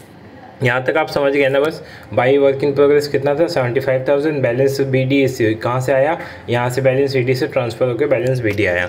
बाकी ये 12,960 कहाँ से आया और 11,340 कहाँ से आया, ये मैं आपको बताता हूँ। देखो सिंपली ये वर्किंग नोट में देखते हैं। पहला तो वर्क कितना कंप्लीट हुआ है। एक तो आप वर्क आप खुद से भी निकाल सकते हो ज़ूम करके, जैसे हमने 75,000 था और टोटल हमारा 1 लाख था, तो 1 लाख का 75% किया, 75,000 कितना होता है 75%, ऐसे निकाल लो मन में, बट आपको वर्किंग नोट में शो करना होगा वो। तो हमने ये शो कर दिया 75,000 ऊपर, 1 लाख नीचे और 100 से मल्टीप्लाई किया, तो हमारा क्या है आंसर 75%। ये 75% आया, इसका मतलब हमारा प्रॉफिट कितना होगा 3/4% होगा। लेकिन इसमें एक चीज़ और, पहले हमें अकाउंटिंग प्रॉफिट निकालना है, फिर कैश प्रॉफिट निकालना है। अकाउंटिंग प्रॉफिट कैसे निकालते हैं, जो भी आपका वर्क डन हुआ है उसमें से क्या माइनस कर दो आप, जो भी आपका बैलेंस आया है, ठीक है, वर्किंग बैलेंस जो भी बीडी आया था वो माइनस कर दो। तो बीडी कितना आया था 50,700 और वर्क डन कितना हो गया था 75,000, ठीक है। सिंपली काम आपने 75,000 का कर लिया, वर्किंग में ये बचा, तो इसमें से माइनस कर दोगे तो 24,300 आपका अकाउंटिंग प्रॉफिट आया। अब हम स्टार्टिंग में मैं दिखाता हूँ एक बार, इसमें एक चीज़ और दे रखी थी, उसका यूज़ कहाँ करेंगे, कैश रिसीव्ड, ठीक है। तो कैश रिसीव का यूज़ अब हम करने वाले हैं, ठीक है।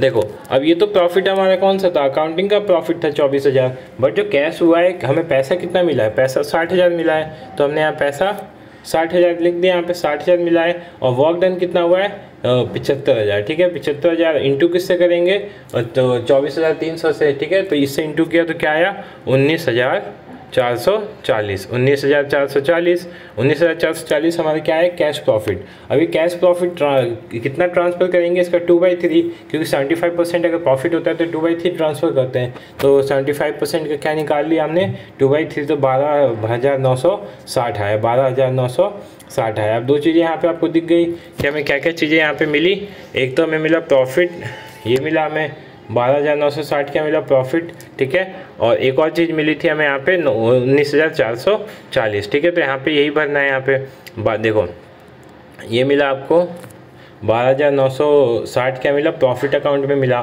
ठीक है। अब इन दोनों को ऐड करके 75,000 से माइनस कर दोगे तो वर्क इन प्रोग्रेस क्या आ जाएगा आपका 11,340। बस यहाँ पे 75,000, यहाँ पे 75,000 इक्वल हो गए, आपका ये कॉन्ट्रैक्ट अकाउंट डन हो गया, ठीक है। होप्स आपको समझ में आ गया होगा। मैं एक बार और समझा देता हूँ दोबारा से, ठीक है, जिसको नहीं समझ में आया हो। वर्क इन देखो दो कंडीशन होती हैं, एक तो कॉन्ट्रैक्ट कंप्लीट हो गया, कॉन्ट्रैक्ट नहीं कंप्लीट हुआ है। कंप्लीट होता है तो सिंपली 100% ट्रांसफर करते हैं, नहीं होता है तो 3 केस होता है, बिलो 25% होगा तो कुछ भी दिन ट्रांसफर होगा, प्रॉफिट होगा ही नहीं, मतलब हमने काम फालतू में किया है, ठीक है। 25 से 50 होगा तो 1/3 होगा, 50 से ज़्यादा होगा तो 2/3 होगा। और ये पता कैसे चल रहा है कितना हुआ है, जितना भी आपका कॉन्ट्रैक्ट मतलब वहाँ पे लिखा होगा कि वर्क इन प्रोग्रेस इतना है और टोटल बैलेंस उतना है, तो टोटल बैलेंस नीचे और ऊपर आप 75 जितना भी आपका दिया है work in progress work in done वो लिख देना, काट देना, काट के जो आएगा वो आपका वो हो जाएगा, ठीक है। आप सबको पता चल जाएगा यहाँ से। अब अगला केस है ये अकाउंट बनाना। तो इसमें क्या करते हैं हम, इधर की साइड टू साइड हम क्या रखते हैं, जितने भी एक्सपेंस होते हैं, क्या जितने भी एक्सपेंस होते हैं, और इधर की साइड क्या रखते हैं मटेरियल रखते हैं अपने, और जो रिटर्न वापस आते हैं रिटर्न में वो रखते हैं, क्योंकि वो तो मटेरियल में आएगा, यहाँ रख दिया हमने। फिर यहाँ से बाई बैलेंस सी डी निकला हमारा, सी डी यहाँ जाके क्या हो जाएगा, जो हमारा बैलेंस सी डी था यहाँ जाके क्या हो जाएगा बैलेंस बी डी हो जाएगा, यहीं से आया ना ये। अब यहाँ से जो ये आया 5,700, इसका क्या करेंगे हम सबसे पहले तो हम अपना वो निकाल लेंगे, दो प्रॉफिट निकालते हैं, एक अकाउंटिंग प्रॉफिट और एक कैश प्रॉफिट। अकाउंटिंग प्रॉफिट का फॉर्मूला क्या था, देखो ये तो सिंपली आपका 75% हो गया। अकाउंटिंग प्रॉफिट कैसे निकालोगे, 75,000 जो भी आपका वर्क डन है उसमें से माइनस क्या कर दोगे, जो भी आपका बीडी यहाँ से आया, ठीक है। बीडी कितना आया था by balance BD, to balance BD कितना आया था 50,700, तो बैलेंस बीडी को माइनस कर दोगे वर्क डन से, तो आपका क्या आएगा अकाउंटिंग प्रॉफिट आएगा। अब अकाउंटिंग प्रॉफिट से क्या निकालोगे कैश प्रॉफिट। वो कैसे निकलता है, कैश मतलब कैश इन हैंड ऊपर, वर्क कंप्लीट नीचे, इंटू प्रॉफिट, ठीक है। प्रॉफिट से इंटू कर दो, इसको क्या आया 19,440, क्या आ गया 19,440 आया। अब क्या करेंगे 19,440 का कितना परसेंट कितना निकालेंगे 2/3 निकालेंगे, क्यों अभी हमने देखा यहाँ पे 75% आया ना, तो 75% की कंडीशन क्या होती है 2/3, बस 2/3 निकालोगे 12,960 आ जाएगा, जो कि हम यहाँ पे लिख देंगे 12,960 टू प्रॉफिट अकाउंट। अब इसको सम कर देंगे, सम करने पे फिर ये हमारा बाई साइड ज़्यादा आ रहा है तो बाई साइड में से माइनस कर देंगे, तो ये आ जाएगा by work in progress B D 11,340, ठीक है। तो हमारा आंसर हो जाएगा, ठीक है। वर्किंग नोट भी आपको समझ में आ ही गया होगा। उसके बाद EOQ आता है, EOQ मैं एक बार और समझा देता हूँ, ठीक है, ताकि आपको समझ में आ जाए इजीली। एक एग्जांपल ही कर लेते हैं, ठीक है। इसका क्या क्या दिया है, एनुअल कंजम्पशन दिया है, कॉस्ट पर यूनिट दिया है, ठीक है, ऑर्डरिंग कॉस्ट दिया है पर ऑर्डर, और कैरिंग कॉस्ट दिया है, ठीक है। अब इसका फॉर्मूला अलग अलग डिफर करता है, कुछ भी मान सकते हो आप। ऊपर क्या आता है, सिंपली एनुअल कंजम्पशन आता है, ठीक है, ऊपर क्या आता है, एनुअल कंजम्पशन आता है। तो एक सेकेंड मैं यहाँ दिखा देता हूँ। हाँ, ऊपर हमारा क्या आता है, एनुअल कंजम्पशन आता है, 2 से इंटू करते हैं, 2A, ठीक है, AO होता है, वो क्या है हमारा 12, ठीक है। ऑर्डर पर कॉस्ट जो बोलते हैं वो होता है 12, और नीचे क्या होता है, जो भी हमारा 20% दिया है उसका जो भी परसेंटेज दिया होता है ना, यहाँ पे लिखा है ना, देखो कॉस्ट ऑर्डरिंग कॉस्ट जो है, ऑर्डरिंग कॉस्ट नहीं, हाँ, कॉस्ट पर यूनिट जो होता है, वो कॉस्ट पर यूनिट का जितना भी परसेंटेज दिया होता है वो निकाल लेते हैं। तो कॉस्ट पर यूनिट कितना था 20, और कैरिंग कॉस्ट कितना था 20%, तो 20 का 20% निकालेंगे तो 4 आएगा, ठीक है। तो 4 नीचे रख देंगे, और यहाँ पे 12 हमारा जो था, 12 क्या था हमारा, ये आपका था ऑर्डरिंग कॉस्ट, ठीक है, पर ऑर्डर वाला ऊपर रहता है। बस इनको हमने सॉल्व किया, सॉल्व कैसे हुआ होगा, ये 4 के टेबल में 12 3 बार में आता है, 3 दूनी 6, 6 के 36, 36 का क्या हो जाएगा 60 यूनिट। तो ये क्यों तो बहुत इजी होता है, ठीक है। बाकी ये प्रैक्टिस के लिए आपका कॉस्ट शीट आप प्रैक्टिस कर सकते हो, ठीक है। इससे मैं वीडियो बना दूंगा कॉस्ट शीट की, बाकी इसके प्रैक्टिस के लिए आपको आप ये देख लेना कॉस्ट शीट कैसे प्रैक्टिस होगी, ठीक है। और ये क्वेश्चन है, ठीक है, इसके भी PDF में डाल दूंगा, ये भी आप जाके देख लेना। होप्स आपको कॉन्ट्रैक्ट अकाउंट, EOQ और कॉस्ट शीट तो आपको मैं समझा दूंगा बाद में, ठीक है। लिफो फीफो मैंने पीछे ही समझा दिया था, EOQ भी समझा दिया था, ठीक है। तो वीडियो को यहीं पे एंड करते हैं। होप्स आपको समझ में आई हो वीडियो, नहीं समझ में आई कोई नहीं, नेक्स्ट वीडियो में और अच्छे से ट्राई करेंगे समझाने की। Thank you so much for watching this video.